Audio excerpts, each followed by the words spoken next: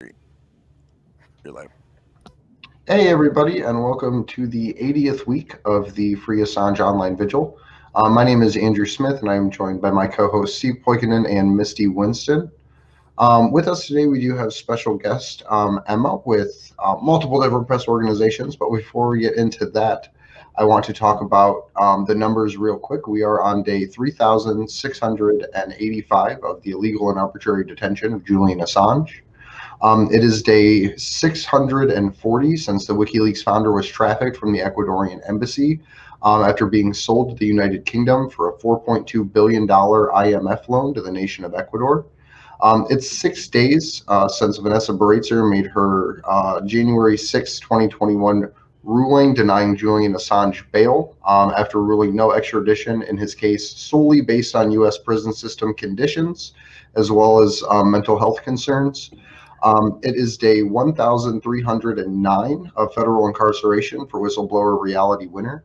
And the two bright spots that we have, though, we have 304 days of freedom for Chelsea Manning, who does stream frequently on Twitch. And then we have 56 days in a halfway house, not quite freedom, but it's better than the detention center for Jeremy Hammond. But with that, how are you today, Steve? I am. I believe I'm just about caught up on sleep. From last week.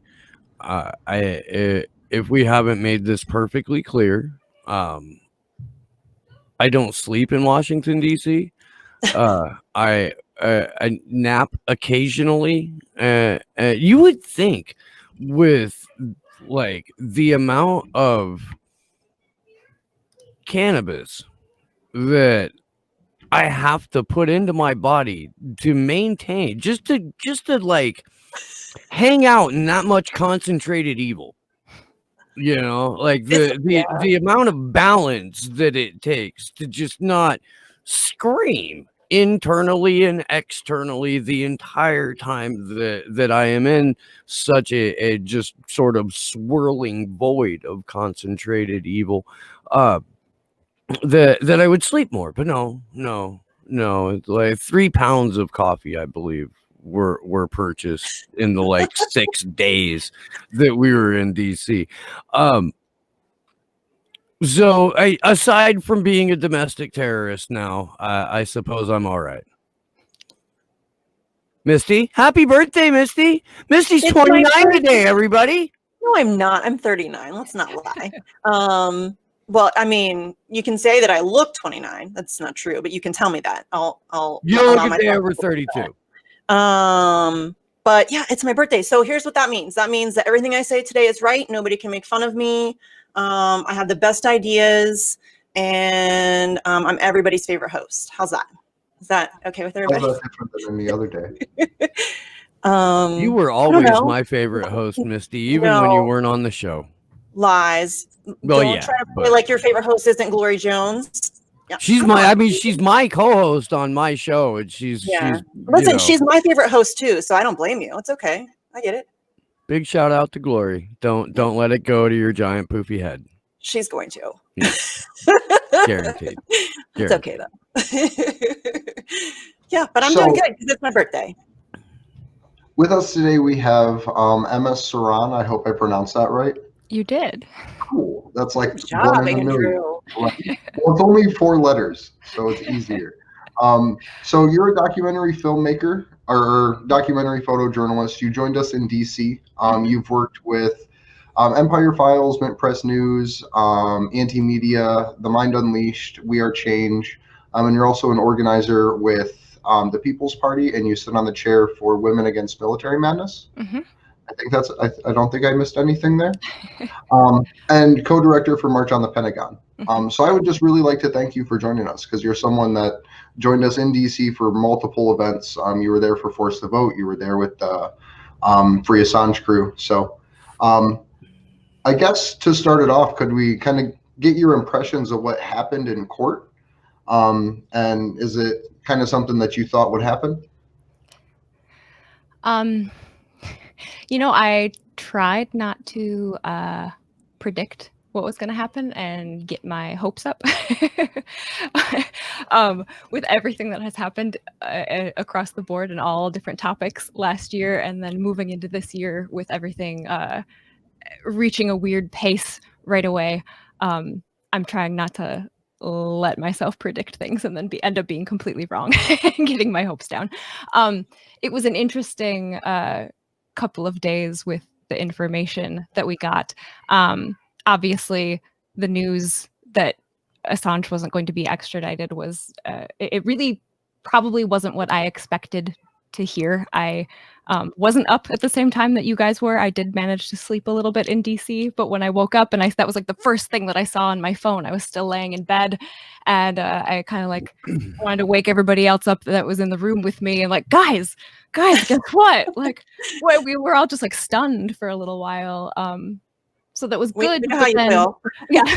We were stunned We know. on camera. Yeah. We were stunned then I in the cried. middle of a live stream. We We were like babies. Yeah. yeah, and then we broke down and friggin', and like the whole time Andrew's he's still on camera, but he's like off in his own little island, He just like got there. frantically trying to confirm this. Well, I think- Meanwhile, we're like having a cuddle puddle inches away. At one point, he actually like just nonchalantly reaches his hand up and grabs somebody's drink so we could all So they like don't cry and spill it. hug a little bit more. Weird day. Yeah. Weird Yeah. day. Yeah, I definitely. still feel weird. Yes, that's true. That's true. I'm not gonna lie, I still feel It weird. really- it's weird. I'm looking at the calendar on my wall right now. The stuff that has happened since then too, like trying to think that really wasn't that long ago. Like we were I just in DC. What the heck? But yeah, it was weird because there was that moment of like, I'm reading the first bit of news that I found in my phone when I woke up in the dark hotel, laying in bed, no one else is awake. And I'm like, really? And trying to like figure out, half sleepy, like, where do I also confirm that what I'm reading is correct?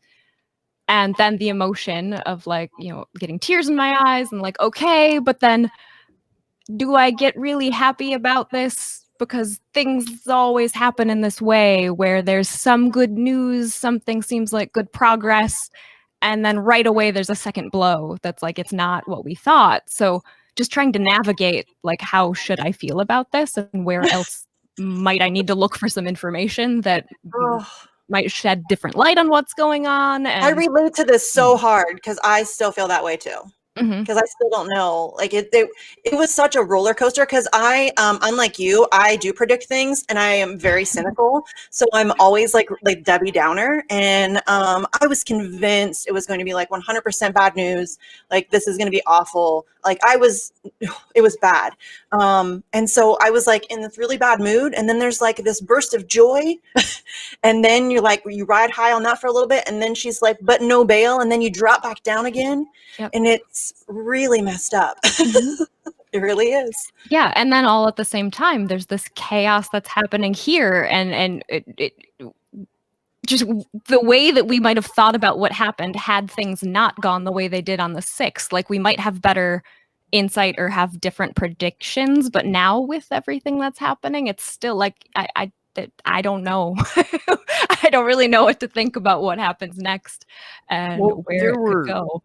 There were a couple of things that as always, sort of tried to drown out the conversation around Julian Assange when the decision and the rendition hearing was being read. And certainly by the morning of the 6th, when bail was denied, like most of the oxygen around his case had already been sucked out of the air. And now we've got to... I think we've got a decent opportunity to bring up Julian Assange at every turn because they're going to use this narrative that an insurrection and a coup took place. And I was on the ground for that. It wasn't a coup. It wasn't, flat the fuck out. But they're going to put forth a new Patriot Act, the Patriot Act 2.0. It's been talked about for quite a long time now, and we've been given the perfect reason to implement it. And now there are homegrown right-wing domestic terrorists that at any point can rally and organize and invade a Capitol building and take pictures in it and get shot in it and maybe take a laptop or maybe not, because we don't actually know, because we haven't seen anything on a laptop, neither from the predictions over in Q-land or the don't worry, there's nothing to see, even though we're not going to confirm that it actually took place anyway, mainstream sort of talking point.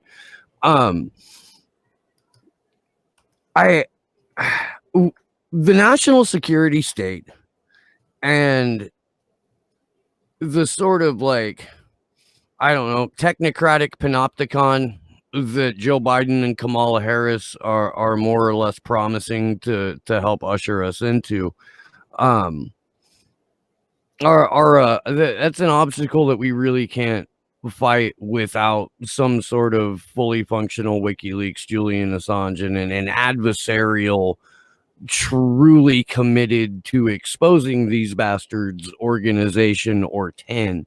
And I am curious as to what you think the next couple of weeks are going to play out like, leading up to this inauguration and this, the possibility of a million militia march and all of this really psyop-y nonsense. Yeah.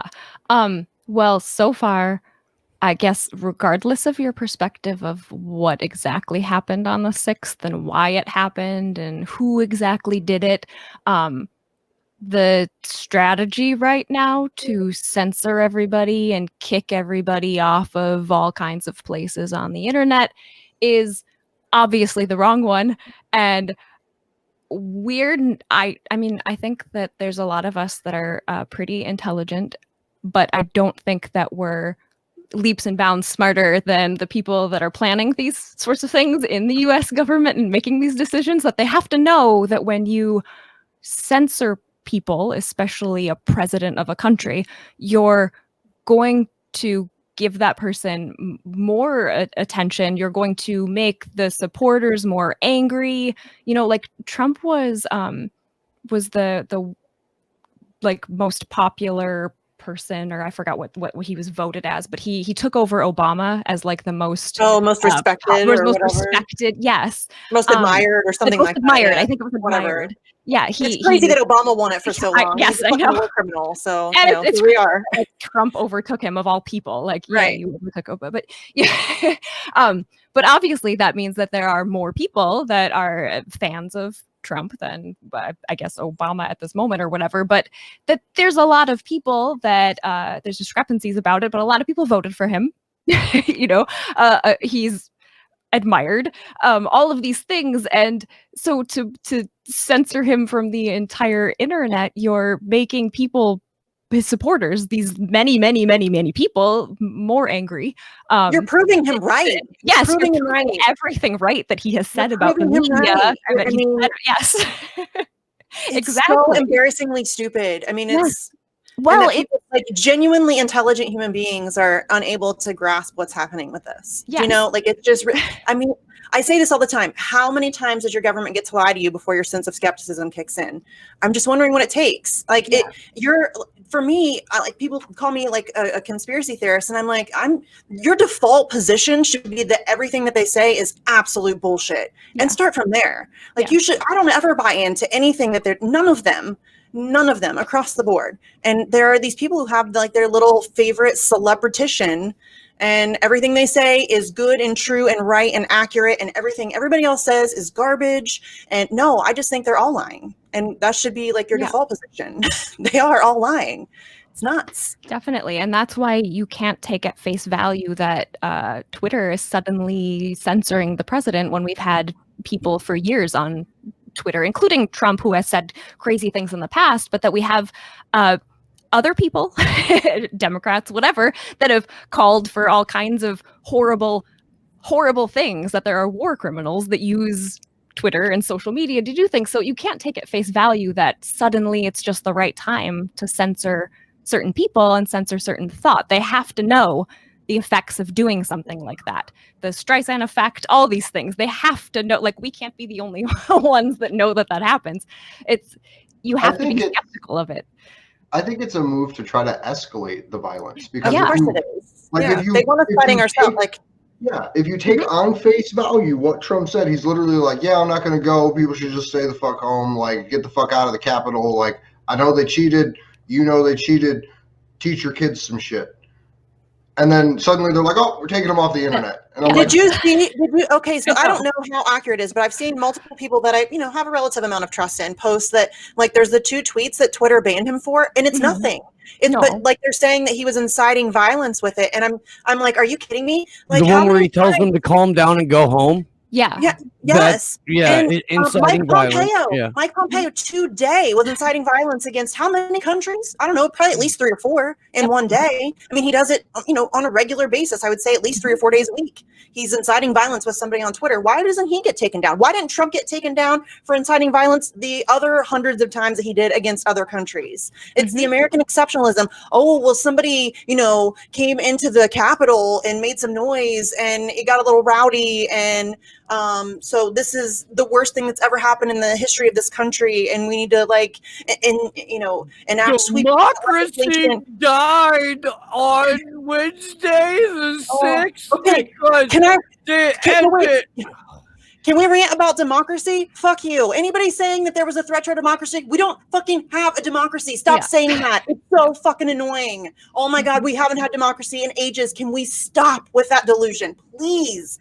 I'm going to lose my mind. I'm not kidding. It's my birthday. I can rant if I want to. But if we don't maintain that delusion, Misty, then we can't enforce Patriot Act 2.0. I know. People have to be terrified. Successfully lock down every 50 state, all 50 states for Joe Biden's first 100 days, like he promised, whether or not there was an actual virus. But according to Joe Biden, we'll lock it down for 100 days, no matter what.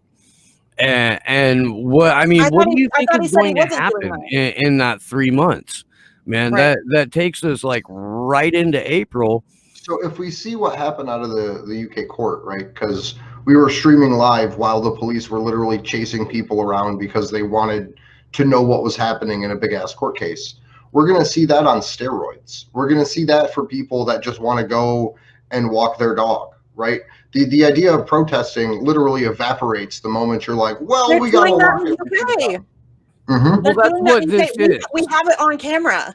Like, that's what they're doing. That's coming here. They're not going to be able to protest at all. They're going to tell you can't protest at all. I don't know why people think that that's a controversial thing to say. That's coming. That is coming. Right? Like, all you're going to need at your event is 2 plants in MAGA hats, and all of a sudden, your rally is now a domestic terror rally, and everyone involved in organizing it can get swept up. We funded our trip to DC on GoFundMe. GoFundMe announced today that they will no longer allow people to fundraise on their website for any event that might potentially get violent. Well, every event could potentially get violent. What the fuck does that mean? So now we're not going to be able to use GoFundMe to fund direct action on the ground in Washington, D.C. for Julian Assange. Action for Assange is officially a Christian charity now. We are. Or human rights. That'll probably get you in trouble. I mean, people act like this is just my taxes. I'm fine with the Lord. We're good. Okay. I hope. I don't know. I really don't. I don't keep track. Yeah, but this is coming. It's here. It's here. This the is things the we've shit been trying to tell you about for 10 years. It's here. When Jason Burmis and Whitney Webb and I sat on camera on election day and predicted the future, this is the future we predicted, like damn near to the letter, and nobody's happy about that. No, nobody's proud or like bragging or any of that shit. It's just when you look at everything that's been coming out of Department of Homeland Security for almost the last year, where they're telling you there's going to be a 9/11 scope and scale type of event that we know is coming, but we can't stop and we can't do anything to avoid it, and it's going to be right-wing extremists, and they're going to have a couple of preliminary, what I can't remember their exact phraseology. They're going to announce their presence, and then they're going to take out the grid. And they're already telling you ahead of the inauguration, like, oh, expect significant damage to, the power grid and substations. Really? Because there are substations and the power companies right next door to the Capitol building? Like,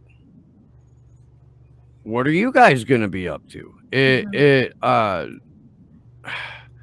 It's a disconcerting period of time because so many people are running around believing that they need to clamp down on free assembly. They need to clamp down on speech. They need to clamp down on the internet entirely just to make things safe again.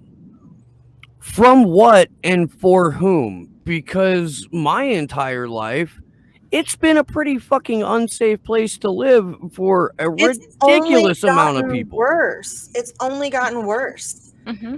This doesn't make anybody safer. Censoring people doesn't make anybody safer. It enrages people. People do not like to be silenced. And yes, there are bad ideas. I get it, you guys. 100%. I get it. Like, I hate Nazis. Whatever you want to hear from other people. I hate Nazis, like literal Nazis. I hate, I don't hate racists. I feel bad for them. They're really ignorant. I guess, I don't know. But like, do you know what I'm saying? It's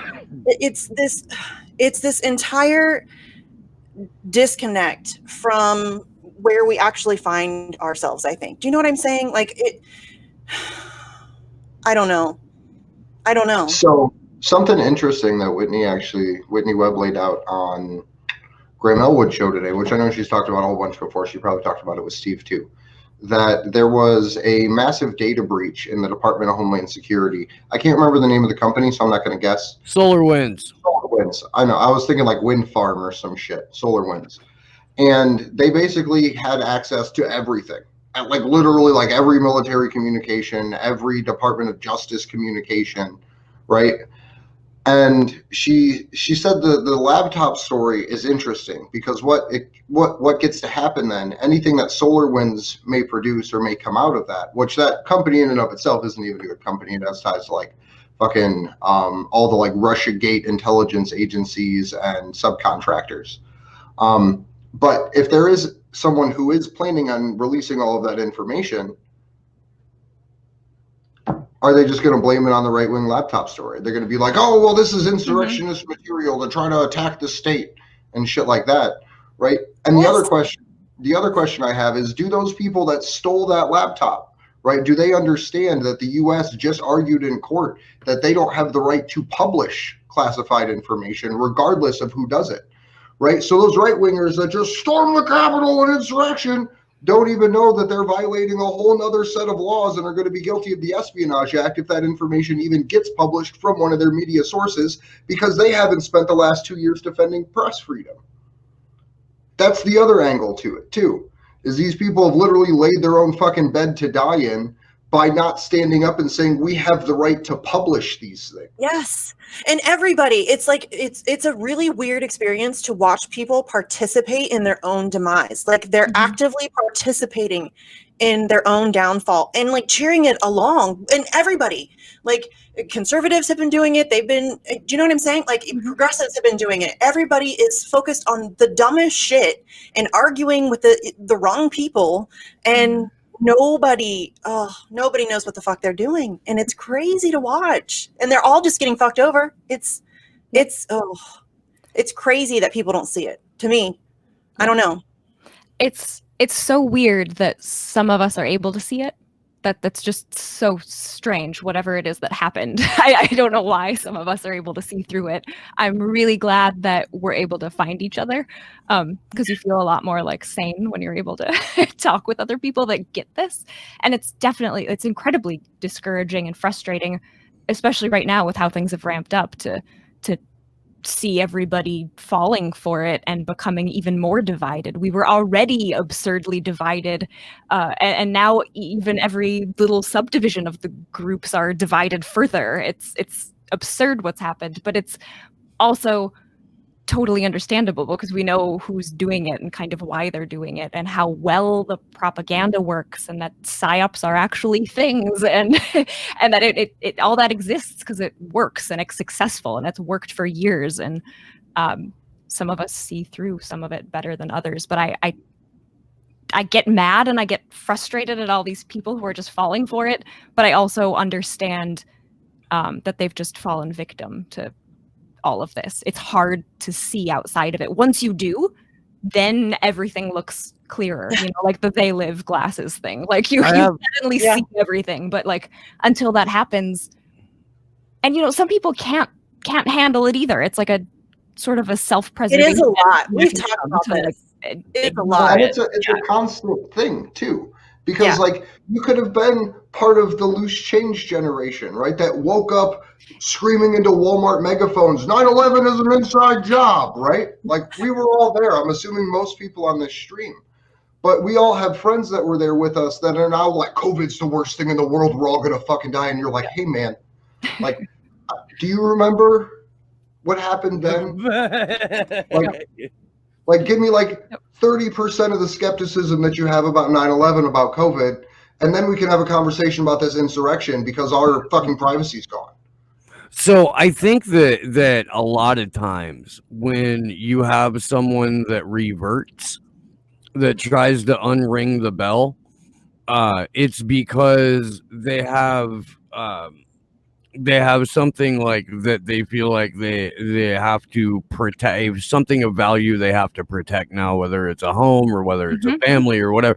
And they think that by putting their faith into an institution that they already know to be false, that if they believe hard enough, or if they don't pay attention at all and they just try to like make it home at the end of the day and play a little freaky catch or whatever, then that's enough.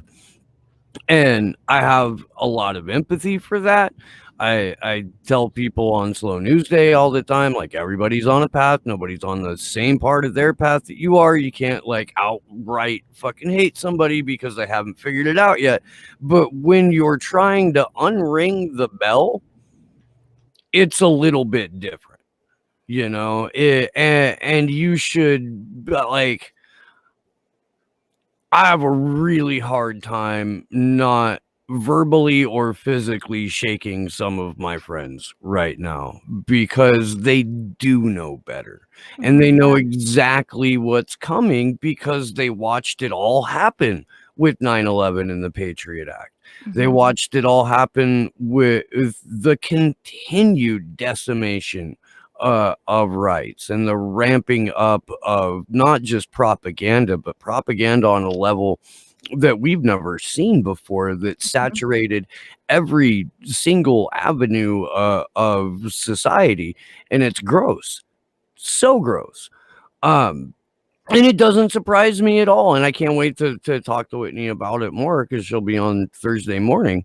But the co-opting of left media, and the intentional co-opting of left media, it's something that I've been ranting. It's why I have a show in the first place, is because there was such a wide fucking lane on the left for people who weren't repeating CIA talking points. I don't even know if I'm on the left, like on that little like XY company, like I'm all the way, like I'm out of the thing, the bottom left the corner, lowest possible left-hand corner, with a stack of Kalashnikovs and a couple of middle fingers and a barrel of whiskey and a fucking bag of mushrooms, and like that's fucking it. There's nobody else there, So I don't know where that. I don't fucking Misty. Okay, Hi, yeah, but you're neighbor. me with lady bits. I know, but hi, neighbor. Yeah, I mean, fucking like we've established this, I but know. it's so freaking like it's hard for me to take my own advice. Feel a little bit like Alex. I know. Right? Thank you. Yeah. I give very good advice, but seldom often follow it. That kind of thing. Right, like that's where I am with this because I really do just shake a motherfucker, you know, like people. No, I think we're all aware of that. I got a fucking phone call the other night from a very good friend of mine that was like, okay, the Insurrection Act is going to be signed at midnight and Michael Flynn's going to be the vice president and mass arrests and blah, blah, blah. And I'm like, oh my God, they fucking got you, bro. Dude, you know, It's ridiculous. I'm so tired. And this dude, he was a freaking, like, Bernie Sanders 2016 staffer. So many of them. Bro, I mean, that just Yeah. I think that, like, the last year, everything that they've thrown at us has put people in the ideal position to just fall for things easier than they did before. Well, they've slow walked it. They've slow walked it. We've talked about this. Well, I mean, I have. I don't know. This has been going on for a long time, but over the past like 10 years, it has been ramped up exponentially. Just go back and look. Like, this is a homework assignment. Maybe we should do like a video of this. Like, I'll do the research and we can like go through it because it's important. Go back and look at all of just the First Amendment. Just that one right. Go back and look and see all of the attacks over the past 10 years. And they didn't come at you in chunks, homie. They came at you with like a little chisel, tapping away at it, little bit by little bit by little bit.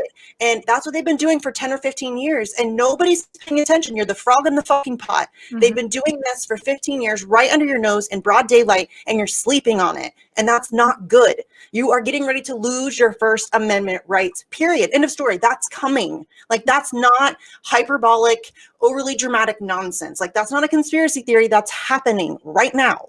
Pay attention. It's, you know, this is, I don't understand why people don't get it. It's right in front of them.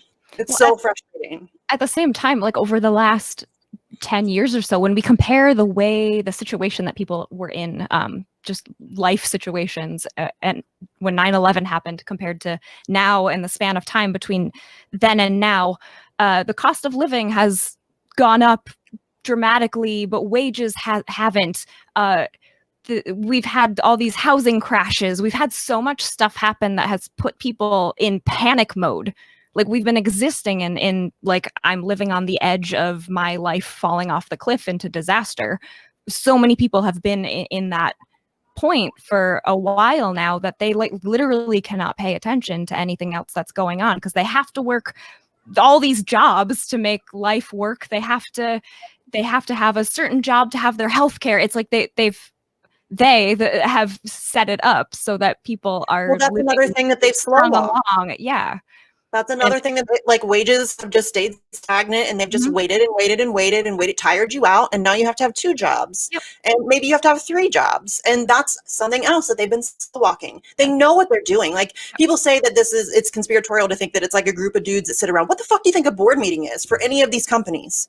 That's exactly what they're doing. That's exactly what they're doing. They're figuring out ways to manipulate you so that they can, you know, consolidate power and take over all the resources and make sure that you and your family starve to death. And that's exactly what they're doing. They're psychopaths. Of course, every board meeting of Boeing or any of those places, that is exactly what they're doing. It is a bunch of like comic book villains in a room planning your demise for you.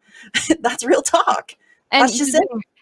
Anything that happens, anything that comes up that might have been like a tiny thing, something, you know, when the COVID thing first started, there's a lot of different opinions and discussions on like, is it even real, or is it horrible? Is it not? But like, at that point, I was ready to say like, this can be a real thing, and maybe it's going to be terrible. Maybe it's not. But I know that regardless of what like this virus is, it's going to be exploited like insanely by the ruling class to do whatever they want with it, to take away more rights, to profit like obscenely. That Disaster capitalism. Yes, it's a real those are thing. They never things. let a good crisis Yes. go to waste. Never. Yeah. I mean, that's real talk. I mean, that's look at what they do after natural disasters. They go in and they, one of these islands that gets clobbered by a hurricane or whatever, they'll go in after it's all over and they buy all the land and they put in these fancy resorts. And they take over the entire island and they, screw over the locals. And it's not a secret. That's what they do. That's who they are. Pretending otherwise is like detrimental to your health. You have to be honest with yourself about what you're dealing with. That's what you're dealing with. These people are not good people on any level, on any level. Like they might think they are. Maybe some of them have convinced themselves that they're actually doing good. They're not. And they're lying to themselves. Well, they exist in a completely different reality than we do. So it's probably easy to lie to themselves because they're not in the real world. They're not with real people. They don't see what real people experience. They're not confronted with that daily, so they can. But Kamala Harris wears Chucks. Yeah. Like oh, you're right. Chucks and Tim's. Oh, right, dude. She is totes just like us. Like plain Jane, everyday homegirl. Like, let's go. I could go to lunch with her. I bet we have tons in common. Right. Fuck that bench. Ugh. No. Right. Have a little Chardonnay, destabilize the South American country. Yeah. Exploit prison labor. Girl stuff. You can get that shit done. Yeah, it'll be fun. We can laugh at all the poors while we eat our Caesar salads and drink our Chardonnay Blanc. It'll be fun. Right. She's totally just like me. 100%. So, as far as I know, and this is just pivoting back to the case here, the U.S. has not filed an appeal yet. At least there has not been an announcement of it. I could be wrong, but I have not seen anything come through on any official channels stating that it has or that they're not. I believe they have until the 19th, if I remember properly, to file their appeal. So literally the day before inauguration, wow, the U.S. has to file their appeal to maintain the extradition case. What do you think about that, guys?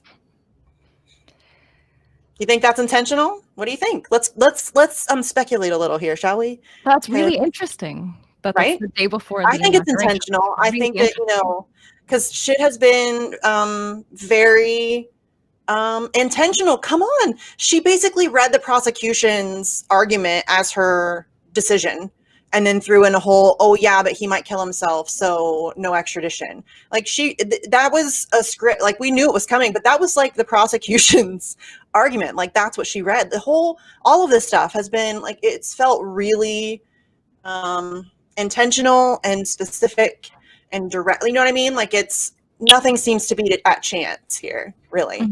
I mean, that's the impression that I've gotten this whole time. Like everything seems very calculated at this point. Definitely. And if the intention really was because he was at risk of suicide, he wouldn't be in Belmar. In jail? Right, like that's so obviously that's not just what was going on, because that makes Can you imagine having the nerve to say, hey, this guy's in a really precarious place mentally, and the reason he's in this really precarious place mentally is that for the past decade my country has been illegally detaining him and psychologically torturing him, and I have had him in a supermax prison basically in solitary confinement for the last couple years. And that has rendered him like just a complete mess.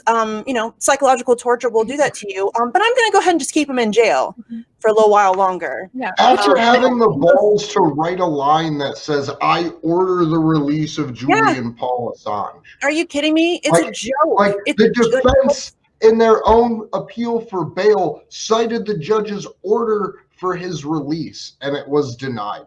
Yeah. What the fuck is that? Like, this is, I mean, come on. And the fact that there's so much of this, and come on, it's not a coincidence anymore. It just can't. For our late night friends in the UK right now, And let me reiterate this, and I'll be saying this every time that I go on camera from now until Julian Assange is free.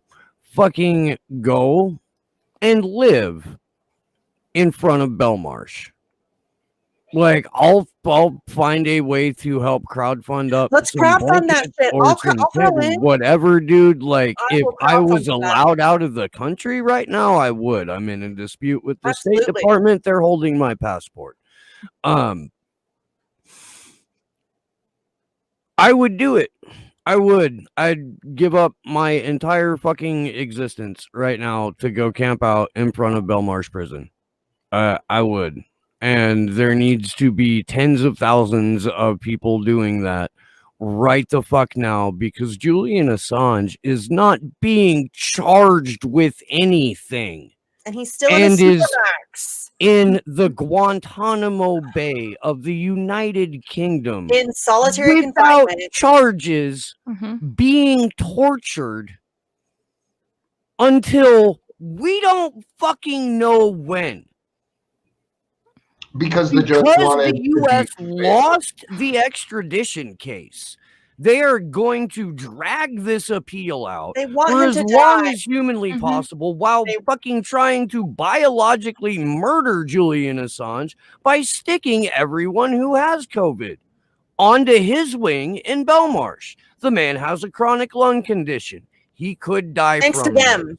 He's one of the like few people that are actually susceptible to catching their fucking death by getting something else. Like, that's no fucking bullshit whatsoever. This is insane. And It's why murder there in slow aren't motion. people. I know it's winter, dude. I know the weather sucks. I know it's fucking bad. We'll find a way to like help make sure you guys are warm. If the restaurants in DC can find a way to set up outdoors in 27-degree weather with their little large ass portable fires. Fuck yeah, we can get one of those. Yeah. I keep going up to the Line 3 pipeline fight in Minnesota, the resistance camps, and all those people. I mean, I've gone up there a couple times. I slept in my car when it was 0 degrees outside. It's still cold in the car when it's 0 degrees. Yeah. There's people in all kinds of tents and yurts and the trick outside is you basically build a plastic cocoon, like a little plastic cocoon around yourself, and then you keep yourself nice and toasty. And if you're in a sleeping bag, then you don't get wet from all your perspiration and condensation from your breath. If you're in a car, make sure to unroll your window, or else your breath will freeze. People like wake up with a sheet of ice on you if you don't. Yeah. That's not good. No. But all of that to say, you can camp outside of Belmarsh. I mean, I know what I'm seeing is that in the chat is, but there's a lockdown and you'll get a fine.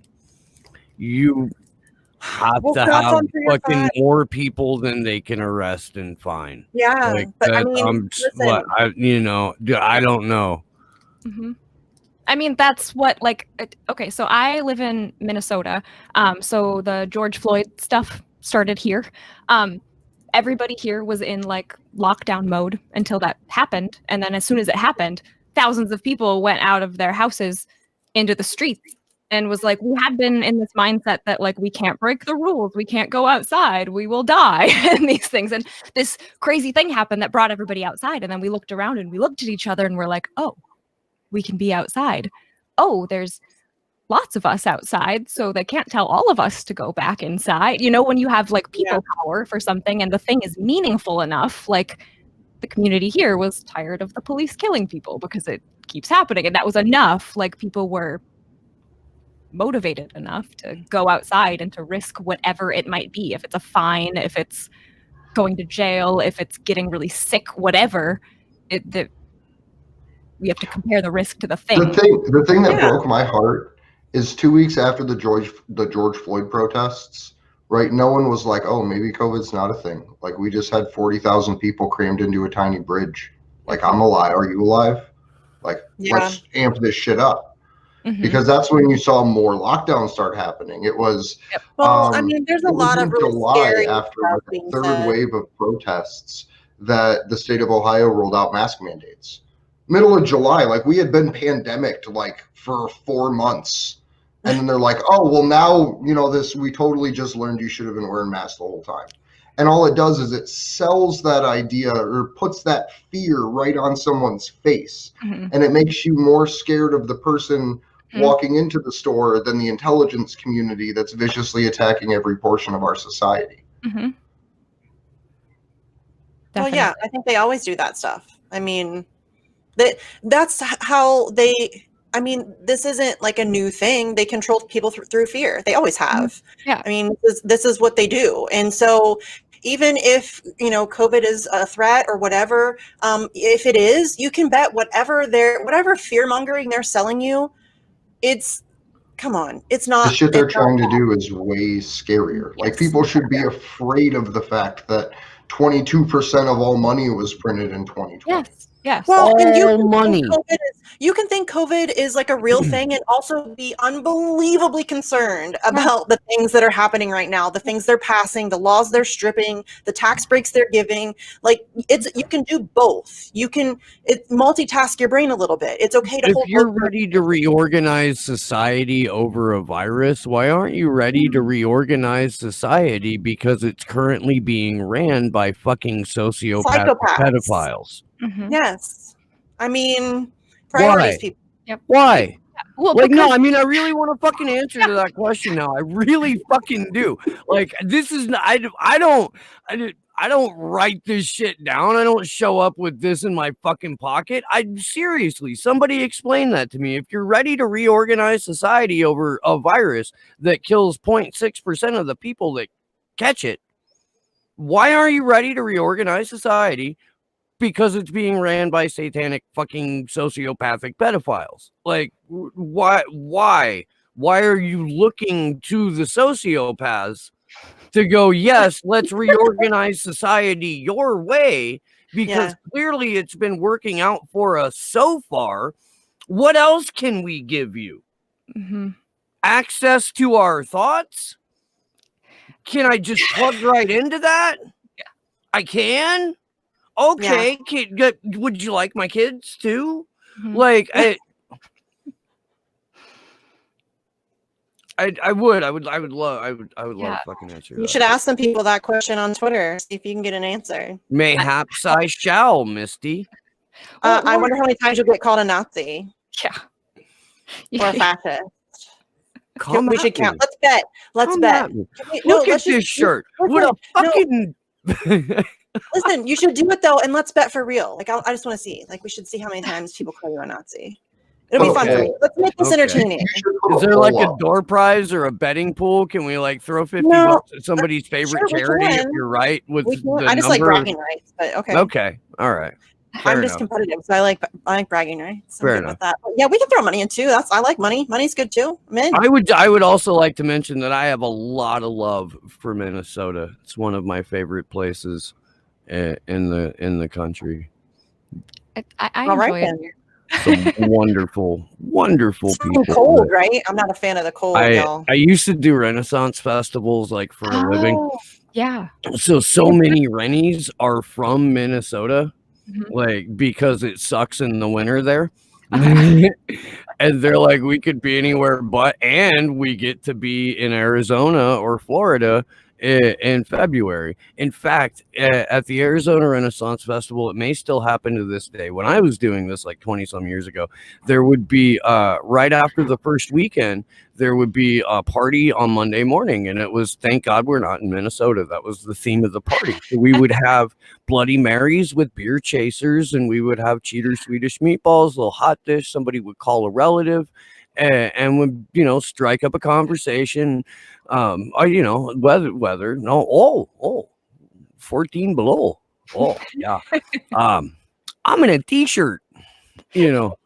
I got shorts on. Like, it was great. It was. Thank God we're not in Minnesota. No, we'll talk to you soon. Yeah, and lovely. Lovely. Yeah. I've heard a lot about the Renaissance Festival folks really struggling right now because so many of them were canceled. Sure. That's what they wait for that. That's what everything is. And life is. And Also, amusement park Mhm. ride people, whatever those Mhm. are called. What the fuck are they? I don't know what they're called, Yeah. but they people who own Operators. amusement parks. I Yeah, think whatever. all this Whatever. means we just need to organize illegal parties. Like we need to Right. invite the carnies and the Renaissance folk Yeah. and like all the Comic-Con kids that aren't allowed to go, and just get them all in one place and feed them deep fried fair food. We could smoke cigarettes and ride the merry-go-round, and we can put the world back in order. Like I think that's the plan. I'm into it. I could do with a party right now, actually. But That'd be fun. I did actually want to ask you, could you talk a little bit about that pipeline fight? Because that's something Yeah. that's where I started my activism, was fighting pipelines as a Ohio version of a mini Wachoni kid. Okay. So if you could talk about that, I think that would be really cool. Cool. Well, so we're not like super far from where everything happened with Standing Rock. So I think there's some precedent here for people to get a little bit more involved and pay attention to this kind of stuff, especially when it's happening closer to home, which Line 3 is. Line 3 is a replacement line. There's an existing Line 3 right now, and it goes from like the top corner of Minnesota, comes in from Canada with the tar sands oil. So it's the worst of the worst. Disgusting stuff, destroying large swaths of Canada, making it toxic, ugly. You can find them on satellite maps if you just like look at Canada and go around. You can like see something that looks a little funny and zoom in on it, and it ends up being a giant, disgusting tar sand field. They're that big and that absurd that you can see it like a blemish on Canada. So it comes in at the top of the state and goes across. It goes across the Mississippi River. It goes across tons of water where a lot of indigenous communities do wild rice harvesting. So there's a lot threatened by this. But the original line was like a diagonal from the corner over to Lake Superior. So it goes to the shore of Lake Superior, which is another big body of water. But this replacement line comes along and then it turns and goes this way. So it's like this whole part is not a replacement because this is the way it went and now it comes at a right angle. So it's a brand new thing that they're putting in. So they keep advertising it as a replacement line, but it's a whole new pipeline a whole new route that they're knocking down trees, digging holes, doing all kinds of things. So there's a couple of different like little resistance things that have popped up, but the main one that I've been going to is by Palisade, Minnesota. There is some property there with a house on it that the water protectors are staying at, and you can camp on the land, and it's literally right next to the pipeline route. And it's right where the pipeline is supposed to cross the Mississippi River. So it's a really good place for people to go get involved that are ready to like literally put their bodies on the line. You can see the pipeline route. You can get up to the machinery and touch it and block it if that's what the action is going to be. Minnesota is the land of 10,000 lakes. I think there's actually like 11,000 something. But I learned that actually at the airport on the way to DC. It was the Caribou Coffee question to get 10 cents off your order. It was like, how many lakes does Minnesota actually have? And a flight attendant in front of me knew. And then she said it really loud, so everybody else in line like heard her, so they could answer to get the nice. She's a comrade. I like it. She's like, oh, sorry. So Minnesotans like tons of people have lake houses. They like to go to the cabin for the weekend. They like to go fishing. They like to live on the lake. But then we've got these pipelines coming in from Canada with the worst oil ever, crossing how many lakes and rivers and things, threatening our water. And the Mississippi River goes straight through the Twin Cities. It goes right in between Minneapolis and St. Paul. And these are things that people should be paying attention to and should be aware of. If that pipeline up at Palisade that goes under the river ends up leaking, that's going to flow right down here and have an impact on lots of things. And that's going to happen. There's going to be leaks. There's going to, that's going to, it's not a question of if it's going to happen. It's just when that will happen. There will be leaks. There are leaks right now. There are leaks they don't even tell you about. Yes. So yeah, that's not good. It's definitely not good. pipelines leak. And we're in a time when we have all of these alternative energy options and when the demand for oil is actually going down. Like, we don't need to be getting tar sands oil. It's horrible. It's disgusting. It's not necessary. Like, this is not a good investment. The majority of the people that are working on the pipeline are coming in from other states, and they work temporarily to just put the pipeline in. And then once the pipeline is functional, it's like there's like maybe 20 more people in Minnesota that get a job. It's not like this is like a jobs thing. Like, even that argument. They sell it that way, though. In Yeah. Ohio, they sell it that way. Yep. I mean, all the time they're like, "Oh, this is going to create jobs." No, it doesn't. No, it doesn't. Like, it does not. It absolutely does not. It's not a job creator. It's not. Nobody really benefits from that except for the oil companies. Like, that's it. That's it. And the politicians that they own. Yes. They benefit too. Yes, because like at the very same time that this stuff is getting like pushed through and approved, we've got our governor Tim Walz like created some climate committee, like within days of being like the Enbridge pipeline can go forward and they're starting construction. He was like, I made this committee, and I screenshotted these things, and it was like, yeah, it was like a task force, and like what are you talking about when you're saying this one thing? Yes. They buy it. And they're like, oh, but there was a task force and we got to have, we had a seat at the table. Fuck your task force. You didn't get shit. Yep. You got nothing. It's smoke and mirrors. Like, it's a performance. It's the shiny thing they throw at you so that they can go over here and do what they want. And people fall for that every time in every situation. It never fails. It's amazing to watch. And I honestly feel like something weird happened with this focus on the climate instead of the environment that happened like kind of around the time that things happened with Standing Rock, that like everyone is focused on the climate now and less focused on the ways that we can help the environment in front of us. Because the exact same people who have been destroying the planet all got together and they started all of these little NGOs and little think tanks, and now they would like to hijack what's left of the environment and ransom bits of it back to us. And all of these fucks have names, but one of my favorites is Mark Benioff, who is the CEO of Salesforce, who is also in charge of Glory. And I'm probably going to get this wrong, but you can correct me because you love that. She said yes, yeah. But he has she said don't. An oversight agency for deep sea mining. And also the largest number of mining contracts for deep sea mining.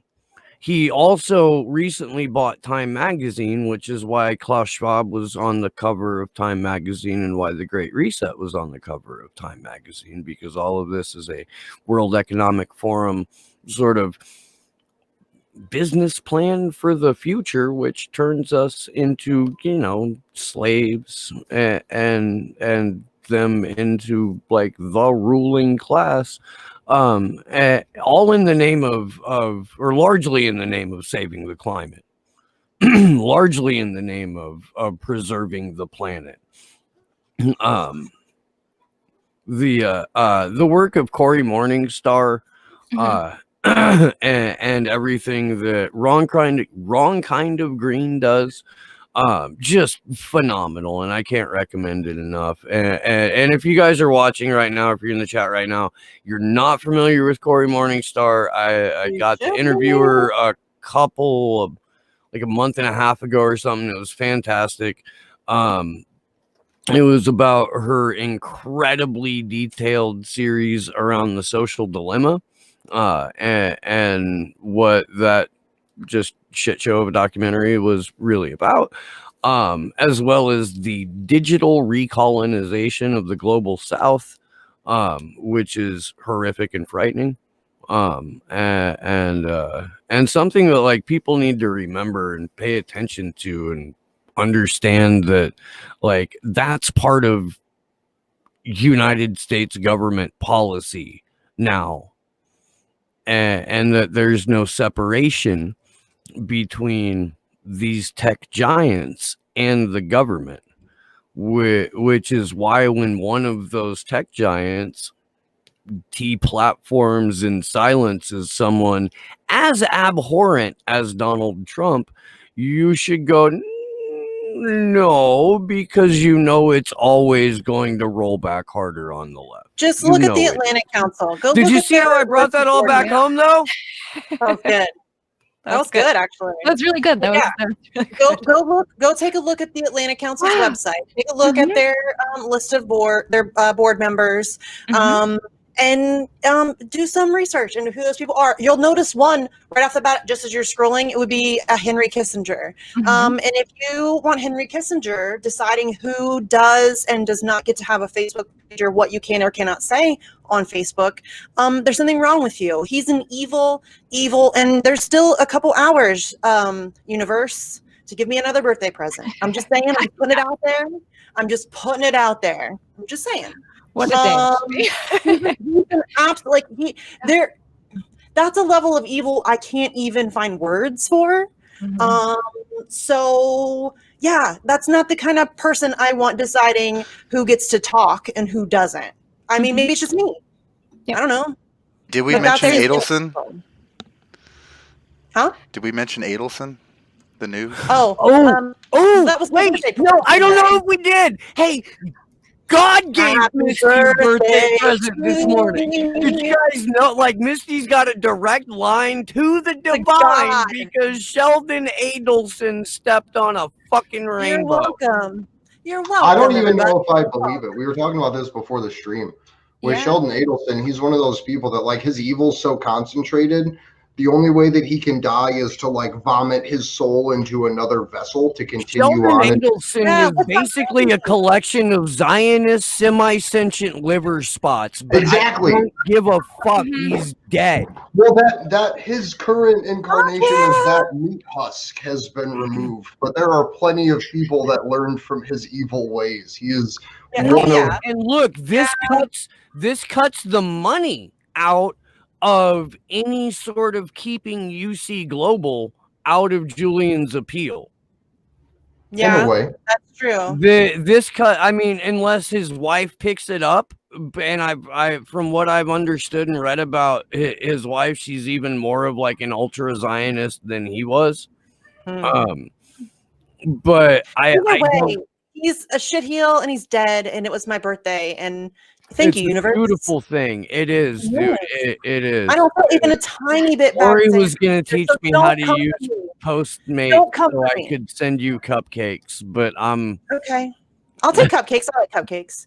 But yeah, don't come for me with your "we shouldn't speak ill of the dead." Fuck you. He was a war criminal. I got no problem saying that I'm happy he's dead. I So have a don't Slow bother me News with your Day bullshit. video called "Speak Ill of the Dead," and it's about John McCain after he, Fuck him he too. fucking finally Don't feel died. bad about it. And then the goddamn lightning hit the Washington Monument, and you know they reanimated him. You know he's just wandering around in the bowels of the Senate right now, just like looking for an Running into unsuspecting stuff. aid. And when he feasts enough, he'll rise again. This is something that we need to be concerned about, people. He's I like the agree. staff is regenerating. So, do you still have time to keep hanging out with us for a little bit, Emma, or do you have to I- bounce? I think I have a bit more time. Because I Okay. want to, because We have like news. the whole of DC from our perspective, right, was really cool because we got to be involved with Force the Vote and then Free Assange and then Hijack the Stop the Steal events, right? So I wanted to let you give your perspective of kind of that whole DC thing, because I don't know at what point you guys stayed or even if you want to talk about when you stayed or left, but you were involved in a lot of our events as well as an organizer for Force the Vote. So I feel like you have a very interesting perspective on the ground. Yeah. So going through the stuff that happened in DC before the 6th, because the 6th actually like changes a little bit of what I think about what happened to the other days after seeing the police responding to everything. But Force the Vote was interesting because it was planned very quickly. It was planned mostly by Jackson Hinkle, who came from across the country. You know, there was lots of criticism of what was happening, why it was happening, how big it was. But it's hard, like any organizer knows, barring what happened on Sunday, because that was, or Wednesday, because that was big, but it's generally hard to get people to come out for anything that actually matters. It's been hard for a long time. It's a lot harder when you're in a global pandemic and people are afraid to fly on airplanes, don't want to go anywhere, whatever. And when people are like suffering so much, so many people are unemployed, dealing with all kinds of things. So traveling to other states is not possible for everybody. So there were all kinds of criticisms about the size of the crowds for Force the Vote. It was nice to see that on the second day, the amount of people was bigger. It had gained a little bit of steam. I was really happy that the main person that organized it, Jackson, wanted to continue and still have an action on Monday because the vote was supposed to have already happened at that point. We kind of expected what was going to happen from the vote and weren't overly surprised. But I personally feel like it helped show that this wasn't theater. This wasn't just a show. This wasn't just for fun. We're still here and we're still mad and we still care about this, even though you guys didn't listen to us and didn't do what we were wanting you to do. We're still mad. And I think being there on Monday really showed that that was real, you know.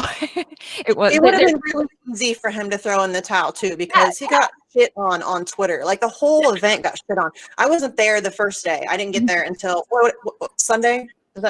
No, I got there Saturday night. So wait, is that right? I don't even know. know. Yeah, you got there Saturday night. Yeah. Okay. All those days kind of blur together. Yeah. So I wasn't there for the first day, and I mean, I saw some shit on Twitter where they were like dragging it hard, and I'm like, what the hell are people talking about? There are people like in the street doing action and you're shitting on them. What is wrong with you? And Jackson is a fantastic organizer, right? For being able to pull that many people, both big names like people who have sway as well as just people to show up there. But on top of that, I was enamored, I guess, as someone who is an organizer, who is a police liaison, at just the daftness of the way he handled. Daft means something that is not. That's not what you meant. Yeah. His cunning at handling and moving, I guess, the police officers and kind of predicting that their response. Could you talk a little bit about that? Because that's all on camera. That was live streamed. That police response. Yeah. And no one talks about that literally the day before in relation to what we saw happen. Yes. They had a horseshoe of 50 cops around 40 people. Yeah. Like I was watching it form up. Andrew and I were, because I was still being bad and smoking cigarettes, but I haven't done that since I've been back to DC. But been back from DC. I haven't bought a pack of smokes. Anywho. Way to go. I'm so proud of you. That's amazing. It's DC, dude. I'm a stress case there. Man, oh my God. Like, why I need a grown-up? Steve was my grown-up. How funny is that? It's the best. It's only because he's older than me. I am like indie media's therapist, though. Yeah, like it's like I'm a lot of people's grown up. Hey, I try not to. I don't come at you with my problems because I know everybody else does. Usually, it's like sleepy. Sometimes people just call me to work shit out, man. It's fucking hilarious. I love it, dude. I must, otherwise I wouldn't pick up the fucking phone. Police response. But no, I mean it was such a disproportionate response from the police, and for the like day one, dude, when they tried to run up on Franco, and Franco's like, yeah, no, that's your guy, dude, white dude over there, and then like didn't miss white dude. Always point at the white dude. Yeah, always point at the white dude. Yeah. But yeah, you- like I would point at the white. I don't count as the white dude at those protests. I don't. I'm Right. not. I would point at like Pasta. I'd be like, you talk to him. Pasta's Yeah. the good white dude to point at. But Yeah. I think that if you just want to compare the police reaction to force the vote to January 6th, and then you want to come at me and tell me that that was a coup, come on. I know. Come on, 40, Yeah. there were 50 cops for 40 people. Mhm. And then like cops opening the door and taking selfies with people who are having a coup. Fuck Mhm. off. It's I don't have amazing that we experienced that just days before this, because we, you know, like since May when George Floyd was killed, I've experienced a lot with the police here in Minnesota and some other places, and I have For lots real. of opinions about police and National Guard and stuff like that. But what we experienced those 3 days of force the vote was the Capitol Police. So that's kind of a unique thing that like these are the exact same people. These aren't just DC police and Capitol Police. These are the Capitol Police that like even on a day that was a weekend, nobody was working in the buildings. Like there was no foot traffic around. The weather wasn't great. There wasn't vehicle traffic also because we're in a pandemic. So there's like no one's outside. It's weird. And like it was a small group on that first day. And right away on the first day, they were like, you got to get off the steps of this building or we're going to arrest all of you. And that was an even smaller group. And that was just their office building. It wasn't even the actual like House of Congress. That was the Rayburn office building. When we went there in September, right? I don't know if you remember, Steve, but it was our very first thing, like the day before any of the other protests happened. Yeah. We went and we pulled the permit to go and literally sit outside the Capitol building with a megaphone and play documentaries for a couple hours. Like just amplify it so that way they were in session. You could hear it inside. We had people like thumbs up, like, yeah, right? There was more cops there watching us, 3 people with 1 megaphone and a cell phone, right? Than there was anywhere within like 100 meters of the Capitol. Like all of the police formed a perimeter around all the chicanery. We literally parked and got and put on our costumes to go role play with everyone else, right? Allegedly. Allegedly, in front of a group of like Secret Service getting like SWAT gear, like putting on their costumes, right? Standing around, and I'm just like this is ridiculous. It's a fucking cartoon. Engel literally had to devise a brilliant strategy to distract, move, and corral police officers, right? To be able to give 3 to 5 minute speeches potentially on a staircase. Maybe, yeah. Yeah. Maybe, while their ideologically affiliated political candidates are inside talking. No, he's literally playing hide the organizer with the cops. Yeah. And And it was brilliant, and it was great. Well, and it was also like everybody that was speaking that day. Every person was talking about, but instead of saying, "Wait, why was there more cops around Jackson Hinkle than the Capitol building?" And there was only 40 of them because they talk shit about the size of the protest, but they won't talk about the cops at the protest. Right? Yeah. No, with cops, there were 100 people at those events, guaranteed. Yeah, guaranteed. Maybe they learned a little something while they were standing there. You can hope, right? Yeah, maybe they was a practice run. They were like, something big's coming, so we gotta. They've already got health care though. They do. They get to be the authoritarian boot of the state, and their kid can get braces. Yeah, like that's nice. So their kid can get braces. Yeah. In some cases, I have talked to people. I live fairly close to a Lockheed Martin facility. Yeah, I've talked to the people who work there. And like when they get really drunk, they'll let shit out that they're not supposed to.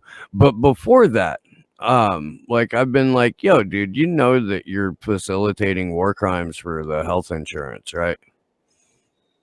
Like, has that ever like sunk in? And I swear to God, dude, I talked to a guy who believed that drones always and only hit their intended target and caused minimal collateral damage, and thought that we had an almost 100% success rate with our drones, and almost threw me off, wanted to throw me off his property, because this was a guy who I was working for at the time. Wanted to throw me off his property because I was like, no, dude, it's like 90% we hit civilian targets. Right. No, I helped design those. Okay, well, you go look that up. Good for you, dude. And then I hear like a shit, from his den about 5 minutes later. He came out and he was like, I had no idea.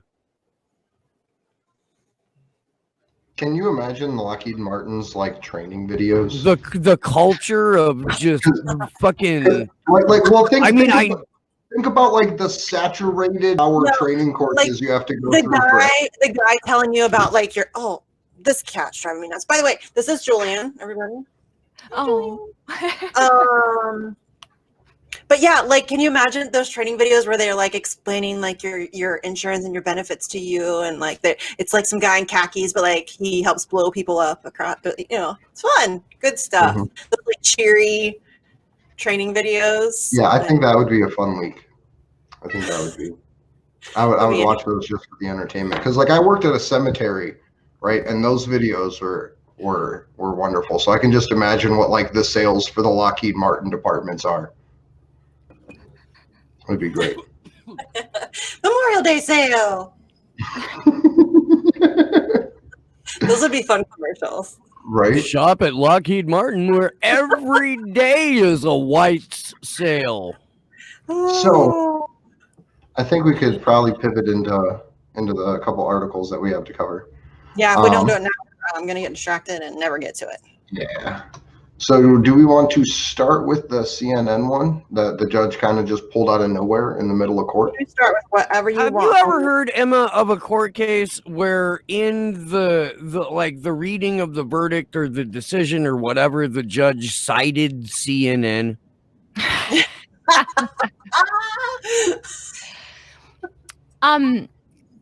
I haven't. I can't say I have heard the details of a ton of court cases, but I have not heard of that. Can you imagine? Can you just imagine a court case? Yeah. CNN. That's not one that I would want to be involved in, unless it was because CNN did something wrong and was getting in trouble for it. That's not. Yeah, I know. That's not. Yeah, I know what one you're talking about. That is. Yeah, so in court, right, when the judge is reading off her no extradition verdict, she decides to pull in, let me screen share this article. Do you have it, Josh, or do you want me to screen share? I didn't have a working document until 10 minutes before the show. So this is a CNN exclusive, so you know it has to be good. Security reports how Assange turned the embassy into a command post for election meddling, right?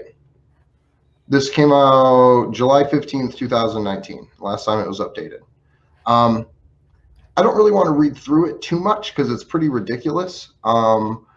But I'll go through kind of just the first lead up into it here. New documents obtained exclusively by CNN reveal that WikiLeaks founder Julian Assange received in-person deliveries, potentially of hacked materials related to the 2016 US election during a series of suspicious meetings in the Ecuadorian embassy in London.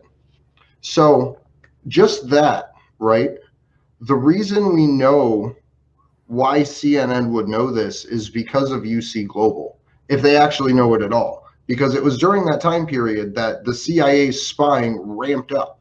So she's literally citing an article that most likely, no? Am I wrong on that, Steve? No, UC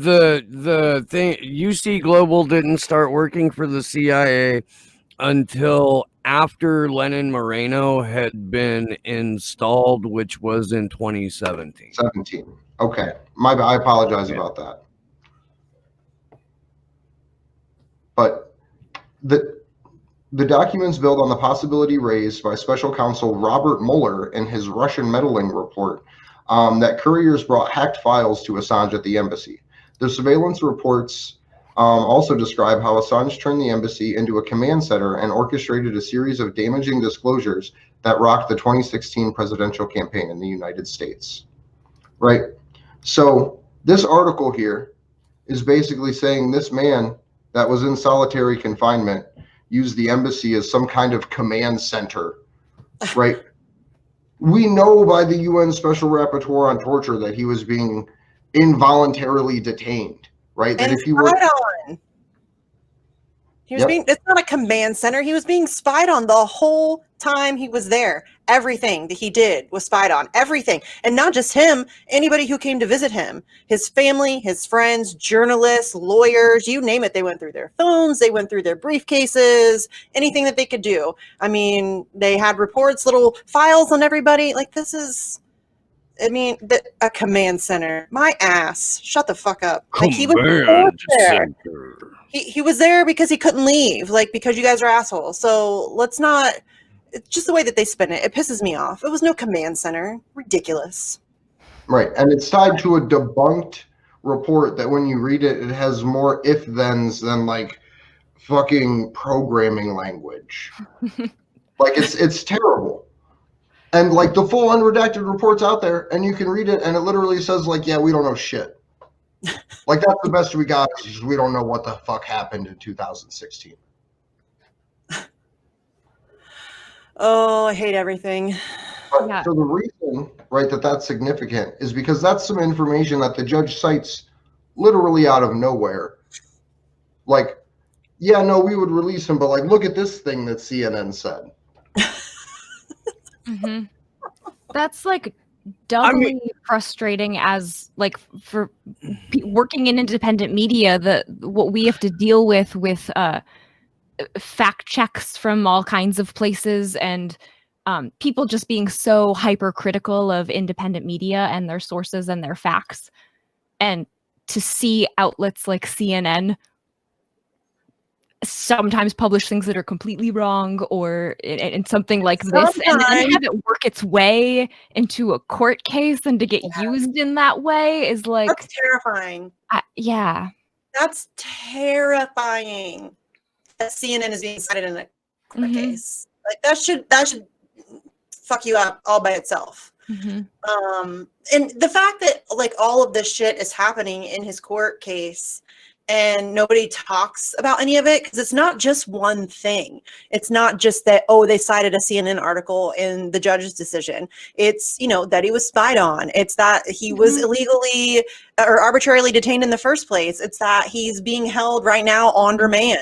That when he asked for compassionate release because of COVID, because he has an underlying lung condition that makes him very vulnerable, they said that they couldn't release him because they hadn't charged him with anything. What the fuck kind of bass ackwardsness is that? Like, if you haven't charged him with anything, he should be the first person you can let go. That makes no sense. You're holding him without charge. Like, there's no logic. And they say it out loud. And it's like, nobody's paying attention. But if we let him go, then he might run away from the thing we haven't charged him with. Right. And, you know, we're in the middle of a lockdown. The whole world's locked down. But Julian Assange is going to escape from, like, the most surveilled city on planet Earth. It's fucking ridiculous. And it just goes on and on. Like I said, it's not just one thing.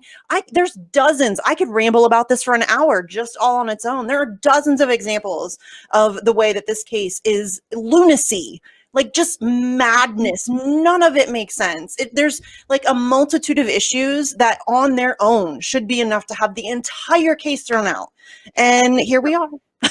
That's one of the biggest things, is that so many things that are said are exposing all of the wrong that's been done, but that's not the point. That's not the focus. Like citing CNN here and this whole CNN article should make everyone be like, oh my God, he was surveilled to this extent. This is horrible. How did this happen? Who was doing this? Why? Like, instead, it's used as evidence for things. And even just what happened the other day, saying that we brought this up earlier, that he's a suicide risk. The point should be that you're now saying that he's at risk of suicide because of what you've done to him. So the focus should be that, like, you just admitted that you've broken him down. Yes. but that's not that's not No, what the that's focus not the is. conversation at all. Everything Well, involved in and- this case is the wrong conversation on And he on has autism. everything. Can we talk about this? Because we had this conversation in a meeting the other day. You know, anytime that we're dealing with somebody's medical history, I get a little bit nervous about talking about it because it feels a bit exploitative. Like if it were me, I Mhm. wouldn't want somebody talking about like what my therapist has to say or what my general practitioner has to say. I don't. That's private stuff, and so I feel bad, especially given that it's Julian, somebody that I admire, and that sucks. But at the same time, we need to save his life. And so, we've talked about this. The autism thing is a problem, you guys. The autistic community is already at elevated risk for suicide. That's just real life. And it's by a significant amount. So the fact that he is autistic, and then you add to that the fact that he's being held in a unbelievably oppressive environment and with very little hope for his future, and he can't speak to his family on a regular basis. He can't meet with his lawyers on a regular basis. I don't even know if he's even gotten the judgment yet from January. Oh yeah, 6th. he hadn't as of the other day. He hadn't gotten it yet. How's he supposed to prepare for the appeal if they don't even give him the legal papers he needs to do it? And so you add all of these things on top of the fact that he's autistic, and fam, it's not good. Like I don't mean to use autism as like some kind of an excuse or a crutch or a weapon or whatever you want to call it, but that's real life. Like this is not good. And the fact that they're keeping him in prison while it's under appeal, when he could just be on house arrest and with his family, where he can try to recover some. It's unbelievably horrible. It's an atrocious attack on his humanity, and we need to talk about it because as bad as I feel about bringing these sort of things up publicly, because it really does feel kind of gross, but we have to save his life. Like, and if we can use that to make people understand what he's going through, or at least elevate people's awareness of what he's going through, then we need to do that. I think that's just the way I feel about it. You're welcome to disagree with me, but it's not good. It's really not good. Mm-hmm. Sorry, rant over. No, I mean, there's so many different communities that should be speaking out for Julian. Like, and 10 years ago, there would have been. That's why this didn't happen 10 years ago. Because 10 years ago, you didn't have a decade of smears against him. You had the work that he had done and his organization did. And like, I'm not against, like we've talked about it, like trying to get the autism community behind supporting Julian. But even then, like, where do you start? Like what group in the autism community? Follow me on Twitter and I will start. I have lots of people we can tweet at. So follow me on Twitter and we'll start. That'll be my new spam list, I guess. Like we can do that. We can totally do that. And I think that's a community that will be very supportive.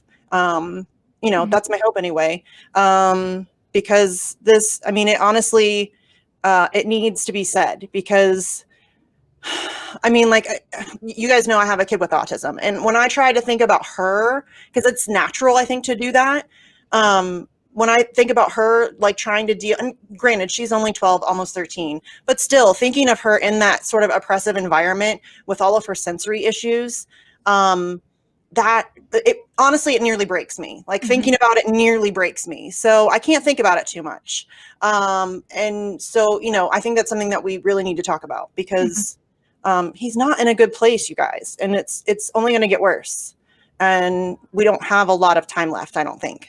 So it's just like we got to throw everything on the table, leave it all on the field. Let's go.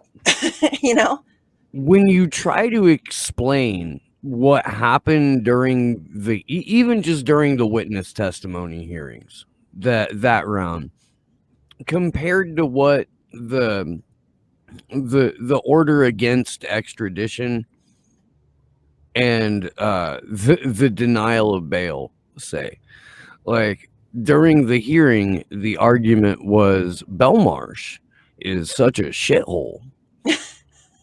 And British prisons in general are so much more rancid and horrible and disgusting that anyone with suicidal ideation would be much better off in the veritable country clubs that are U.S. prisons. They have arts and crafts.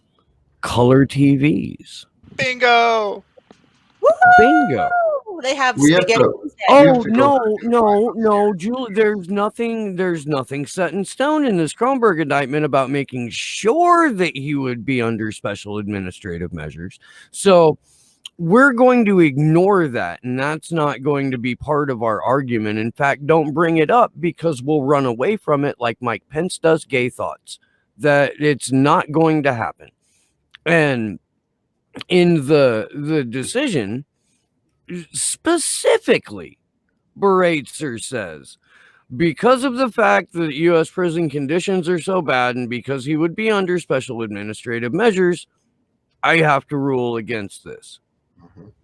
Like, everything about it is contradictory. The U.S. changed their line of attack multiple times just throughout the witness testimony, because every time they tried to read from the indictment that the assistant attorney general from the U.S. Department of Justice and however many freaking lawyers and, summoned lesser demons and fucking half-trained monkeys and shit they put on this thing, it got shot to shit every single time. So they had to try a different dance step over and over and over, and basically rested on the fact of like, okay, well, we just really, really don't like this guy. Yeah, and watching them shuffle their focus so many times in court was really, I mean, at the time it was both frustrating, but also really entertaining because, I mean, there were multiple times where they just didn't make any sense whatsoever. The dude got laughed at in court, and that is still going to be one of my absolute favorite moments of all time. And I wish I could have been there to see it live because that would have been awesome. But And it happened multiple times. There was literally a point where the judge laughed at him. The judge even laughed. His own witness called him he got bodied in court by his own witness. And one of my favorite tweets from one of those days where he got embarrassed was a lawyer on Twitter right after the one incident took place said that as an attorney, I can tell you the one thing you never want to hear a witness ask or say is, "I'm really glad that you asked that." And that's so true. If you're a lawyer, you really don't want somebody that you're trying to, get tangled up to say, "Oh, I'm really glad you asked that question," because you're about to get destroyed. And that's what happened. And it was so fun to watch. Like, I get a little bit of joy out of watching these absolute nightmares of human beings, embarrass themselves. It makes me happy. I'm not ashamed to admit that. So in Julian's extradition ruling, the judge said a lot of terrible shit in the no extradition actual court hearing, right? In the description down below, you can get the link to the actual document that she released, like her verdict. And in there, she leaves out a lot of the actual stuff that she says in court. Like, we went through it, and there's not really a section where she says what she agrees with, right? Because that's not really how these papers work. But in laying out her argument in court, the transcripts and the discussion in the courtroom show a very different picture than what her document shows, because she only talks about the reasons that extradition is barred, which is like the medical purposes, things like that, and then gives an almost 100-page background about the case, but doesn't specifically say, these are the arguments that I accept from the U.S. court. So we dug into it, and it's still worth reading. It's still worth looking at. But we have an article here by Consortium News that lays out much better than her own words what she said in court about the U.S.'s legal arguments. Do one of you guys want to pick it up? Can you see it okay? Is that Mercurius or whatever his name is? The dude from the Duran? This is the Consortium News piece. I'm not Yeah. No, I was asking who wrote it. Whoa. Jonathan Cook. Oh, okay. Oh, okay. Yeah. I like Jonathan Cook. Yeah. So let me get back down here. Sorry to murder everyone's eyes. I'll go. Okay. Picking up at where journalism is espionage. Significantly, Judge Bracer backed all the Trump administration's main legal arguments for extradition, even though they were comprehensively demolished by Assange's lawyers and all of the witnesses who did the actual demolishing. Bracer accepted the U.S. government's dangerous new definition of investigative journalism as espionage and implied that Assange had broken Britain's draconian Official Secrets Act in exposing government war crimes. She agreed that the 2007 extradition treaty applies in Assange's case, ignoring the treaty's actual words that exempt political cases like his. She has thereby opened the door for other journalists to be seized in their home countries and renditioned to the U.S. for embarrassing Washington. Thank you, Jonathan Cook, for using the proper word for what that is. Bracer accepted that, and that's, by the way, dude, that's action for Assange and the people that watch the vigils here and the people that were listening to Victor Dadaj, who yelled at us on camera for saying the word extradition and not rendition or broad daylight kidnapping, which we did for the better part of the year after that.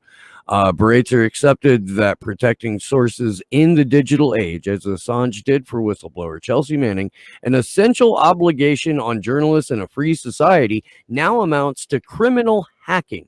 She trashed free speech and press freedom rights, saying they did not provide unfettered discretion by Mr. Assange to decide what he's going to publish. She appeared to approve of the ample evidence showing that U.S. spied on Assange inside the Ecuadorian embassy, both in violation of international law and his client lawyer privilege, a breach of his most fundamental legal rights that alone should have halted proceedings. Hey, it's Kevin Gustola. Kevin! Everybody follow Kevin, Shadowproof. It's true. And this is where the actual CNN article gets pulled in, where they talk about that. Bracer argued.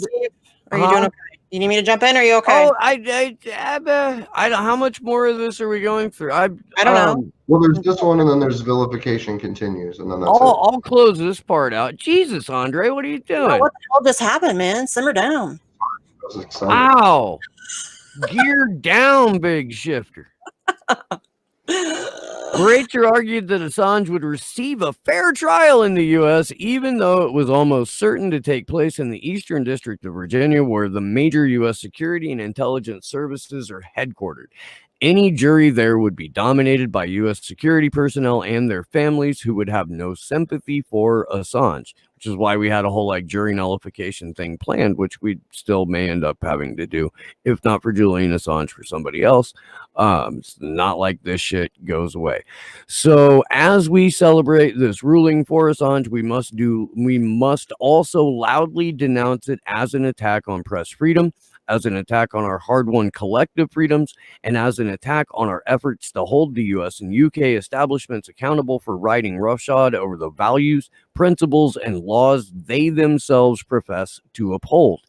Even as we are offered with one hand a small prize in Assange's current legal victory, the establishment's other hand seizes much more from us. Well worded, Jonathan Cook. Yeah, I really like Jonathan Cook. He does great work on the Assange case. So big shout out to him.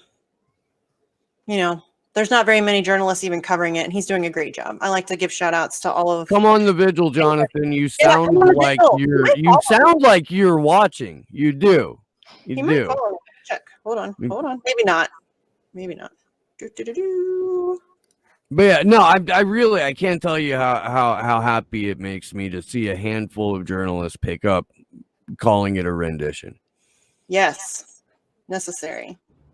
Oh, he doesn't follow me. I'm not as cool as I thought I was. Sorry. Follow Misty, Jonathan Cook. It's your birthday. So as someone that does a lot of dissident journalism, Emma, which I just consider journalism, like the on the ground pointing the camera and looking at what is there. What are your thoughts on the way this case kind of pans out, with you not maybe necessarily working with classified information, but exposing things that are against the national interest? Yeah. it's really frustrating how few people are paying attention to it because of that. Because there are most people, even if they're totally like mainstream, they have like one cause that they care about that is not something that's like in the mainstream normally. Like around here after Standing Rock, a lot of people woke up to that kind of thing, and that's not like what you find in the mainstream media like the right way. So people have turned for certain topics to alternative options and voices sometimes. And so everybody really has like at least one cause that they really care about, that they would like the information about sometimes. And so few people realize how important this case is to letting that kind of information I say it all the time. It doesn't matter what issue you fight for. Mhm. Doesn't matter what you want. If you want healthcare, too bad. If you want in the wars, too bad. If you want anything, literally anything, you're not going to be able to get it unless you have a free press. It's just not going to happen. Yep. You have to be able to get your message out, to talk to people, to, show people what you want and how you get there and all of those things. You can't, and we're already very kind of pigeonholed into our little echo chambers on social media, and they have complete control over what is allowed to be covered. I mean, shit, look at how quickly they shut down the Joe Biden Ukraine Burisma story. I mean, that was shut down on social media. And that's only going to get down by Cenk Uygur and Anna Kasparian. Well, I mean, let's be real. Those people are absolute. I'm sorry, I shouldn't talk about them. They're hacks. But unfortunately, not everybody knows that, so they think they're getting their information. I know. Advocacy depends on access to as wide an audience as possible. Absolutely. You never know where you're going to draw your supporters from. Never. Which is why you can't like start out, blatantly hating a group of people just because some outlet told you to hate them. Unless they're the national security state, in which case, you can hate them. Go ahead. But I mean, even then, like we do remind the people who are tasked with monitoring this live stream, Kevin's friends. Hi. It is now is a fantastic time to become a whistleblower. Get yourself a lawyer. That's what you do first. That's what every whistleblower who's been on this show has said. Get a lawyer first. And then go shed some light, because we know that, like, Kevin, if you've been with us for the entire 80 weeks, there's no way, but if you have, then I assume that at this point you're at least partially radicalized. And we'll have your back. We'll have your back. Yeah, we absolutely. Will crowdfund for your legal fees. We will scream your name from the mountaintops. There are organizations in place already that will help you with all of that, and we will point them. We don't have the fundraising mechanism to provide legal fees for you, but we know organizations that do. We can't offer you protections, but there are organizations that can, and we will point them to you. Come on, guys. More whistleblowers. Yeah. Like this sticker says. You see the whistle? It says, if you are a member of the national security apparatus, blow me. Yes, please. For the love of humanity. Seriously. I still need to get that to you, Misty, in sweatshirt form. I do. What? Oh, yes. Yes, please. Yeah. I do love a funny shirt. I do. It's my favorite thing in the whole world. Yeah. I just got another shirt that says free speech extremist. So that's my new favorite. Be careful. No, dude. I mean, that's you. What now? PSYOP. Because now I'm an op. That's right. Yeah, I'm an op, a Nazi, a fascist, a secret infiltrator, an alt-right grifter. I may be forgetting something. That's just like in the last 5 days. I'm so sad. No one ever attacks me anymore. Dude, you're not anymore. You got some like brutal, unnecessary I shit. didn't though, even homie. watch it. Yeah, Like, you did. I don't. Yeah, you got your fair share of shit, dude. No, I did. I did. It's just, it makes me sad. You're just not on Twitter, and It's like, Twitter I love, is like, really it just makes me, like, being trolled makes me laugh. Because that's what it is. Yeah, It's just me too. bad. What do the idiots that attack you come at you with, Emma? Oh, I know. The weird Are thing you a is- fake Nazi yet? Yeah, MRG, are you a Nazi? Oh. So right now, it's weird because I do a lot of different things for like different kinds of audiences. So a lot of people don't know like the different kinds of things that I do. So I can get labeled as one thing and then labeled as something completely contradictory from someone else for a totally Oh, yeah, I different get that reason. too. But like recently, some of the Stop the Steal type folks locally, they've been organizing rallies at the Minnesota governor's residence on Saturdays. And then there's been another group that has been there to oppose them that has been referred to as Antifa. I know a lot of the people from just like the rallies that have happened all summer after George Floyd. So I don't know if they're like, if like that's the right word, but it's become this like Proud Boys versus Antifa thing. And Right. because I've photographed everything that's been happening since the George Floyd stuff, the people on the right connect me with that group. And while I sympathize with a lot, and a lot of these people are people that I know, they're my friends, whatever, I'm a photojournalist and I document what's happening. But I'm now like totally unwelcome at any of the things that are organized by the people on the right. While back in March, when they started planning reopen protests, I went out to those at the governor's residence, at the Minnesota State Capitol. I documented all of those things because I document what's happening and I don't give you my opinion. When I'm like live streaming it, I'm like, this is where we are. This is who's here. This is why I think they're here. Look, like a live stream, you can't really spin too much because you're just showing what's happening live, which is why I like them. But I tried to go to one of their things at the governor's residence and was like super quickly singled out as being like an infiltrator. They're like, you're Antifa. They damaged our phone camera. They were like pushing and yelling at us. And then like a week or two ago, one of them made a bunch of like graphics and little videos of some of the media that covers this stuff, but then also some of the protesters, and started calling us Antifa terrorists and telling people to, if you see them, call the police. Familiarize yourself with these people. They're terrorists, which is not cool.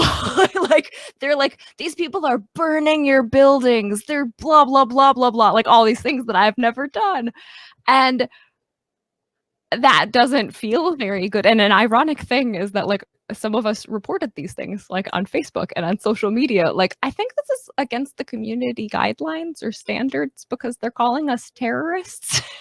That has our pictures and our names, and maybe that's not good. And like repeatedly Facebook is like, no, that doesn't go against our community guidelines. That's fine.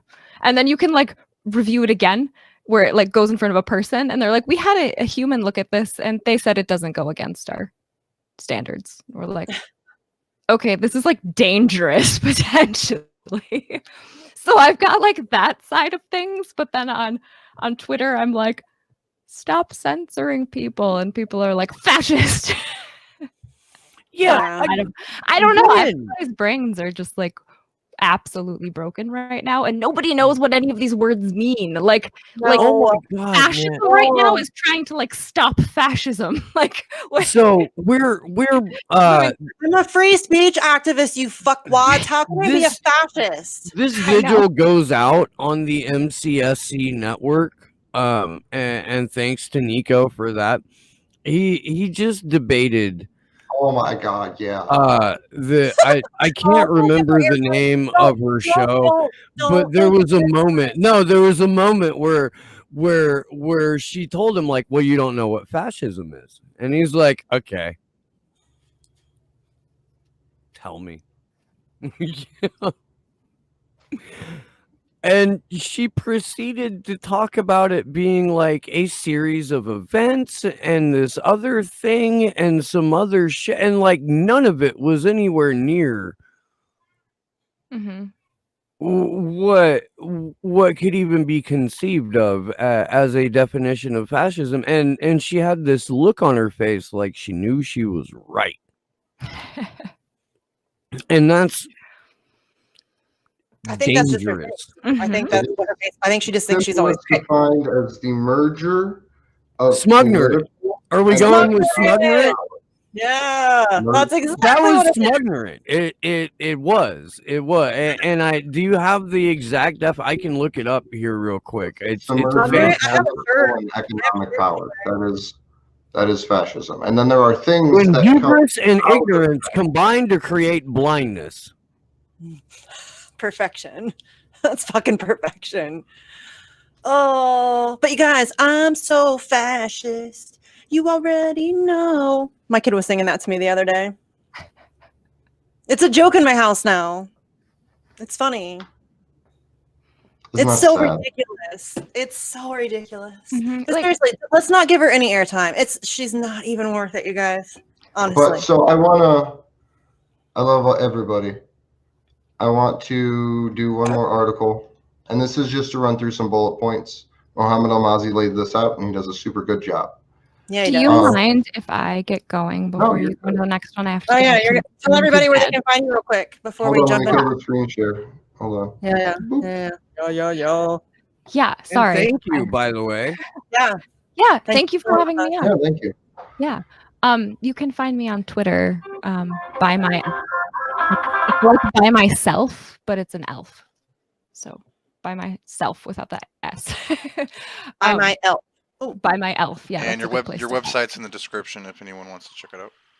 Yeah. You My take fantastic pictures, by the way. They're Yeah, you do. phenomenal. Seriously, yeah, great if job. you guys want to check out my website, emmasron.com. I guess the link is in the YouTube description and description on the other platforms too. Yeah, That I there got are Glory photos of throw the it things in the chat. in DC. Glory, throw it in the chat, would you? Yeah, so good. there's photos of all of you. So your audience might like to see this. That's why we like them. Yeah. It was nice meeting you. Yeah. But thank you for having me on. It was fun to talk to you guys and Yeah, more for because we sure. didn't really talk much in DC. I have a hard time talking to people in person. I apologize for not talking to you guys much when we were there in DC. I'm totally an introvert and like No, unless you're I have good. like a I'm just, like- reason to talk to someone, it's hard. I Yeah. don't usually. I'm unbelievably awkward, so I totally feel you. It's okay. But now that we've met here more, we can Yeah, hang it'll out be next different. time we're in DC. Yeah. But yeah, I have to get kids in bed, so I gotta feel go. you. Okay, thanks for coming. Yes, thank you. Bye. We'll see ya. Bye. Have a great night. That was cool. Yeah, thanks, Glory, for throwing that in the chat. You're the bestest. Okay, Andrew, did you want to go through the other one, the bullet points? Yeah. Yeah. You So want me to read it, or are you good? no, you Did can read it. Tedros call you too? Is that what that was? Yeah, that's what that was. I Okay. forgot to mute myself.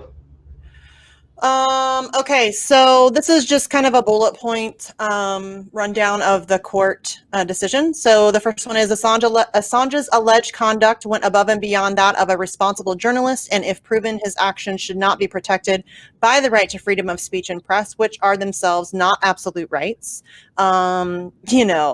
Really, those are not absolute rights. So gross. Okay, anyway, Assange's alleged actions put the lives of U.S. government sources and informants at risk, which has been thoroughly debunked. They've admitted to it in court.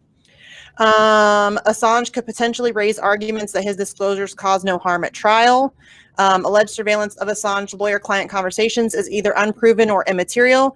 Bullshit. There is no evidence that the prosecution of Assange is politically motivated, which is the most...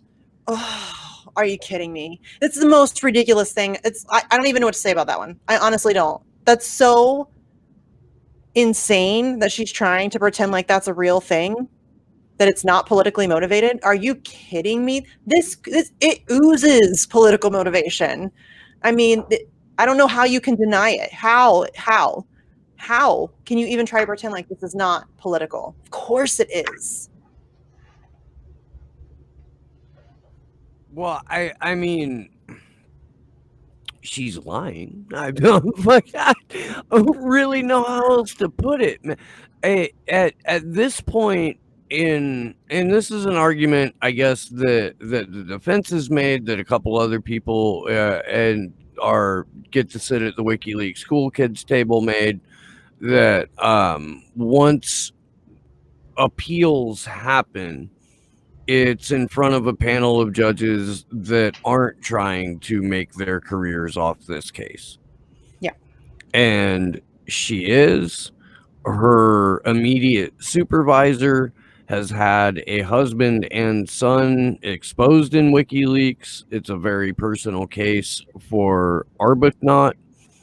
So Baraitser's career is going to ride on whether or not she makes Arbuthnot happy. Yeah, this case is a cesspool of corruption. Which, There are by so the way, many is shady- fucking political. Yes. Unbelievably political. Unbelievable. Like Even There is according any- to the fucking Queen of England, she literally is like, Yes. I don't weigh in political cases. yeah, And I the judge can't is like, involve this isn't myself. This is political. political. The Queen Mum. The Queen, yeah.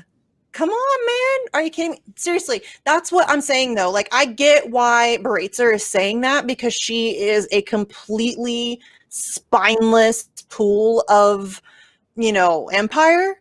But anybody who even takes like a cursory look at this case, that believes that it's not political, there's something wrong with your brain. You should get that checked out, because that's just ridiculous. It's one of the most absurd things I've heard in like the past year, and we're talking about 2020. So that's saying something. It's ridiculous. Mhm. But the fact that an Australian journalist was yanked out of an Ecuadorian embassy by British cops at the behest of the United States government is a whole other fucking issue.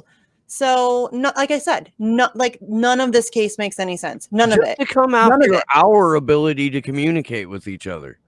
Yeah. And this- the fact that his outlet printed the truth 100% of the time. Yeah. Never had to make a retraction, ever. If that's not worth saving and fighting for and defending, I honestly don't know what is. People complain about the media all the time and about how they're always wrong and it's propaganda and all that. Okay, well, here you go. You have a news organization and a publisher that has never gotten it wrong. Fucking fight for that, would ya? I mean, you maybe put your money where your mouth is. Maybe, show up for once and stop just bitching about it and do something about it. Like this is journalism. This is it.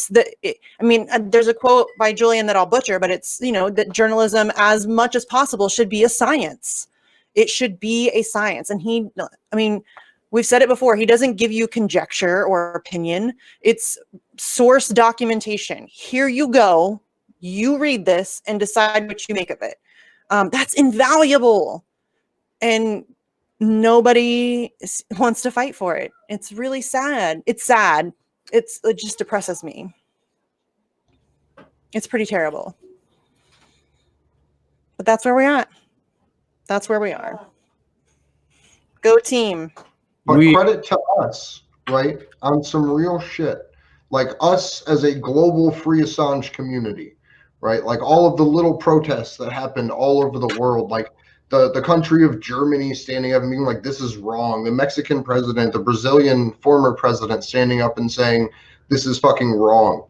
Right? Evo All of Morales. that was enough to Olivia. at least for the time push back against the pending dystopia that was this case. Like there has been a threshold reach for free speech at this point that is hopefully enough, right? It was enough to save Julian from the clutches of the US, at least for now. Like that battle's not even over. But I for the am time, seeing Assange stuff in mainstream sources now. Like ABC had an article discussing I think they were talking about how it didn't make sense that they didn't give him bail. So more, I mean, mainstream media is finding it more difficult to ignore this now, I think. So that's good. I mean, you're right. There has been progress. There's been a shit ton of progress. It's just really depressing that it's something we have to yell so loudly about. I honestly didn't. 100,000 people every Saturday need to show up at Belmarsh. Yeah.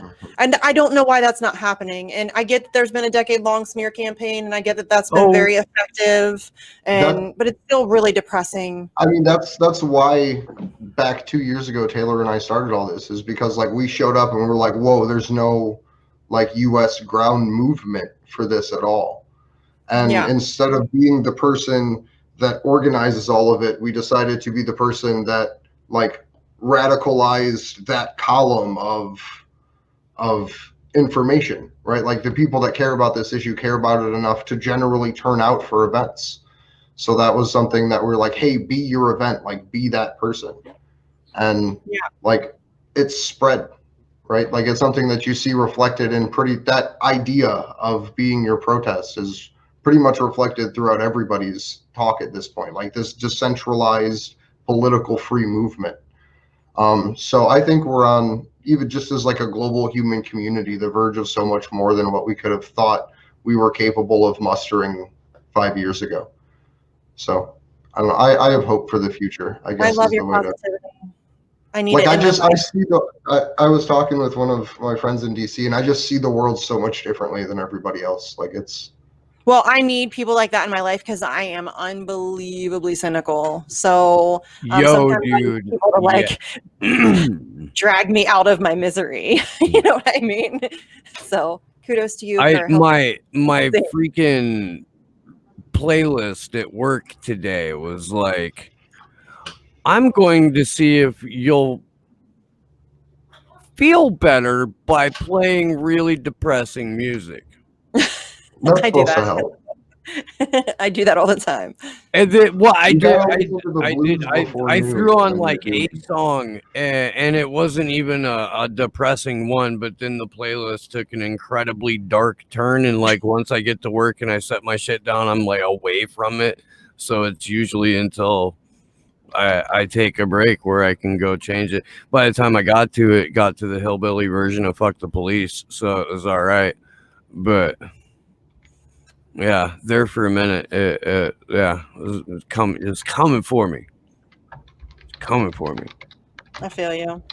So I'm putting the link to Kevin Gastola's live tweet coverage of the court case, where the no extradition ruling came out. This isn't the bail hearing. I'll try to find the link to that one. But I just want everyone to just read through, because it's not that long. I get some tweets, retweet them, send them out, let the world know. All these different arguments and stuff that the judge put forward. So I'm dropping that link in all the YouTube chats right now. By the way, while there's people here and hanging out, we would really like an assist for Slow News Day on some Slow News Day out of context clips. Please, not of me. The more of Misty, the better. It should just be Misty out of context. The dumbest things on camera because I forget I'm on camera.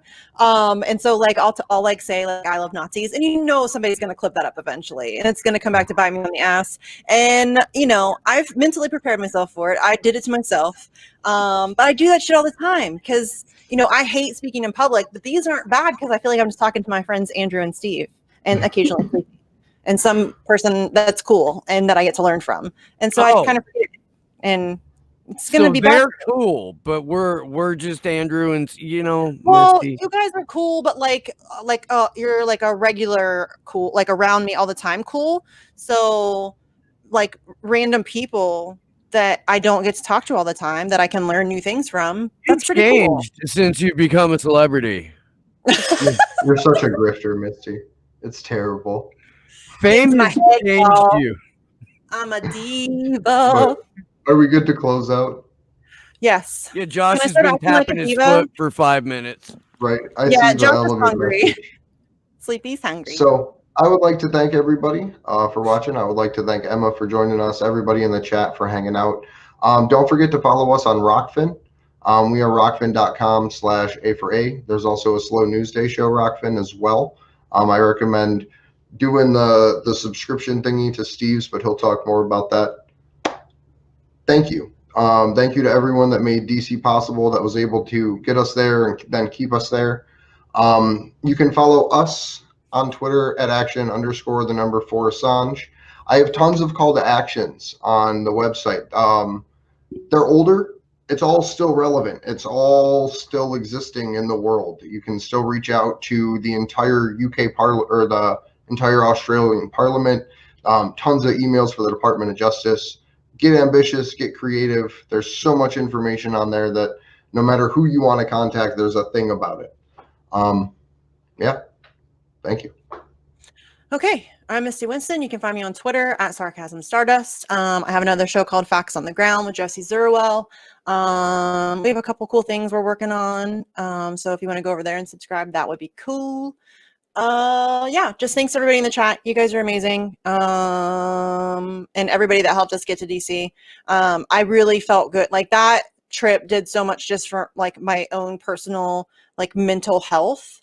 So yeah, big thanks for that. That was a good time. It was fun to be out there, even though the weather kind of sucked for a little bit of it.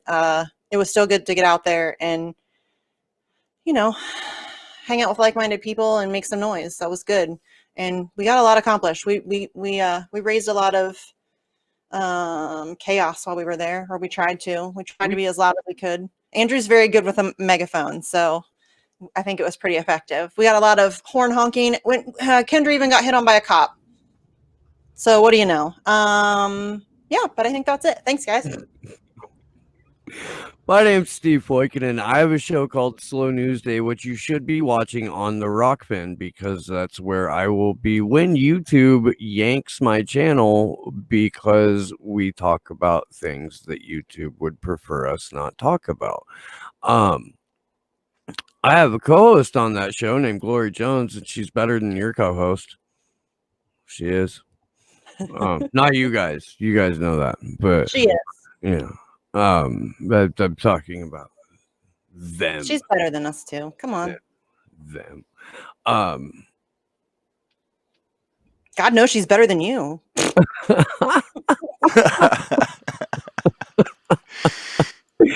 You're not wrong. You're not. You're not. Remember me when you're famous.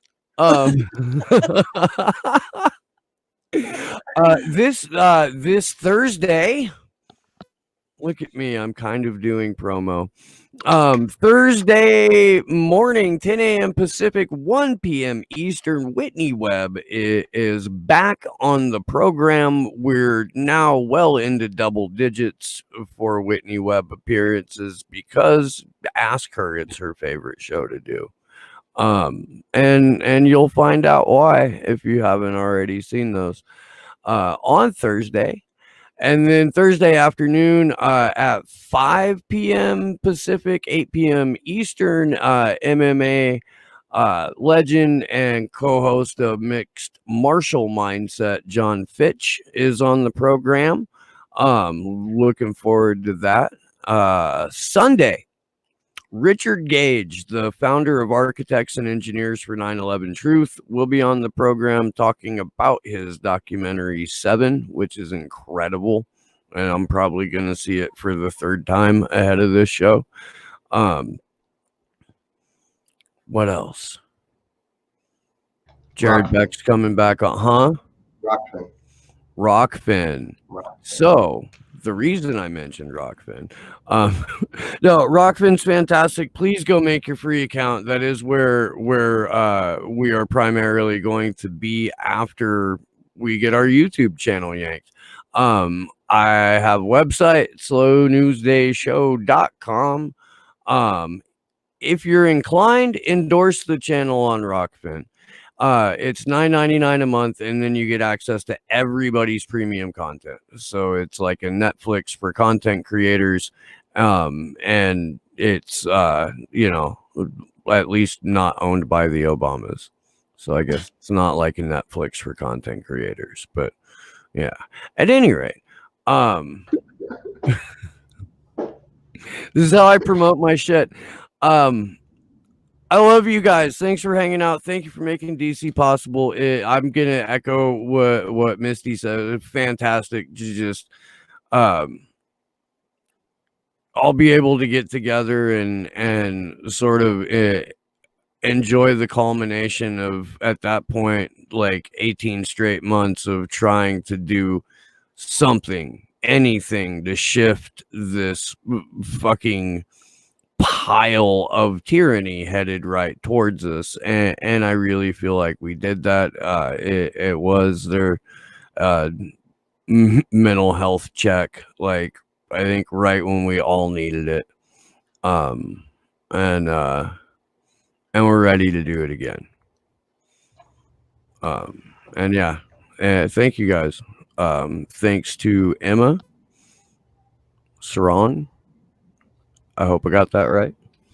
DJ Elf. Thank you for the super chat. I had a handful of super chats tonight. Thank you guys so very much for doing that. DJ Elf is a freaking star, dude. Nothing but love for that guy. Get at me, Ed. Let's do an episode of your show and talk about ferreting up Nick Brown out of the bushes, which is I think I have the only picture of that in the whole world. Still one of the funniest things. It all just happened the way that it was supposed to.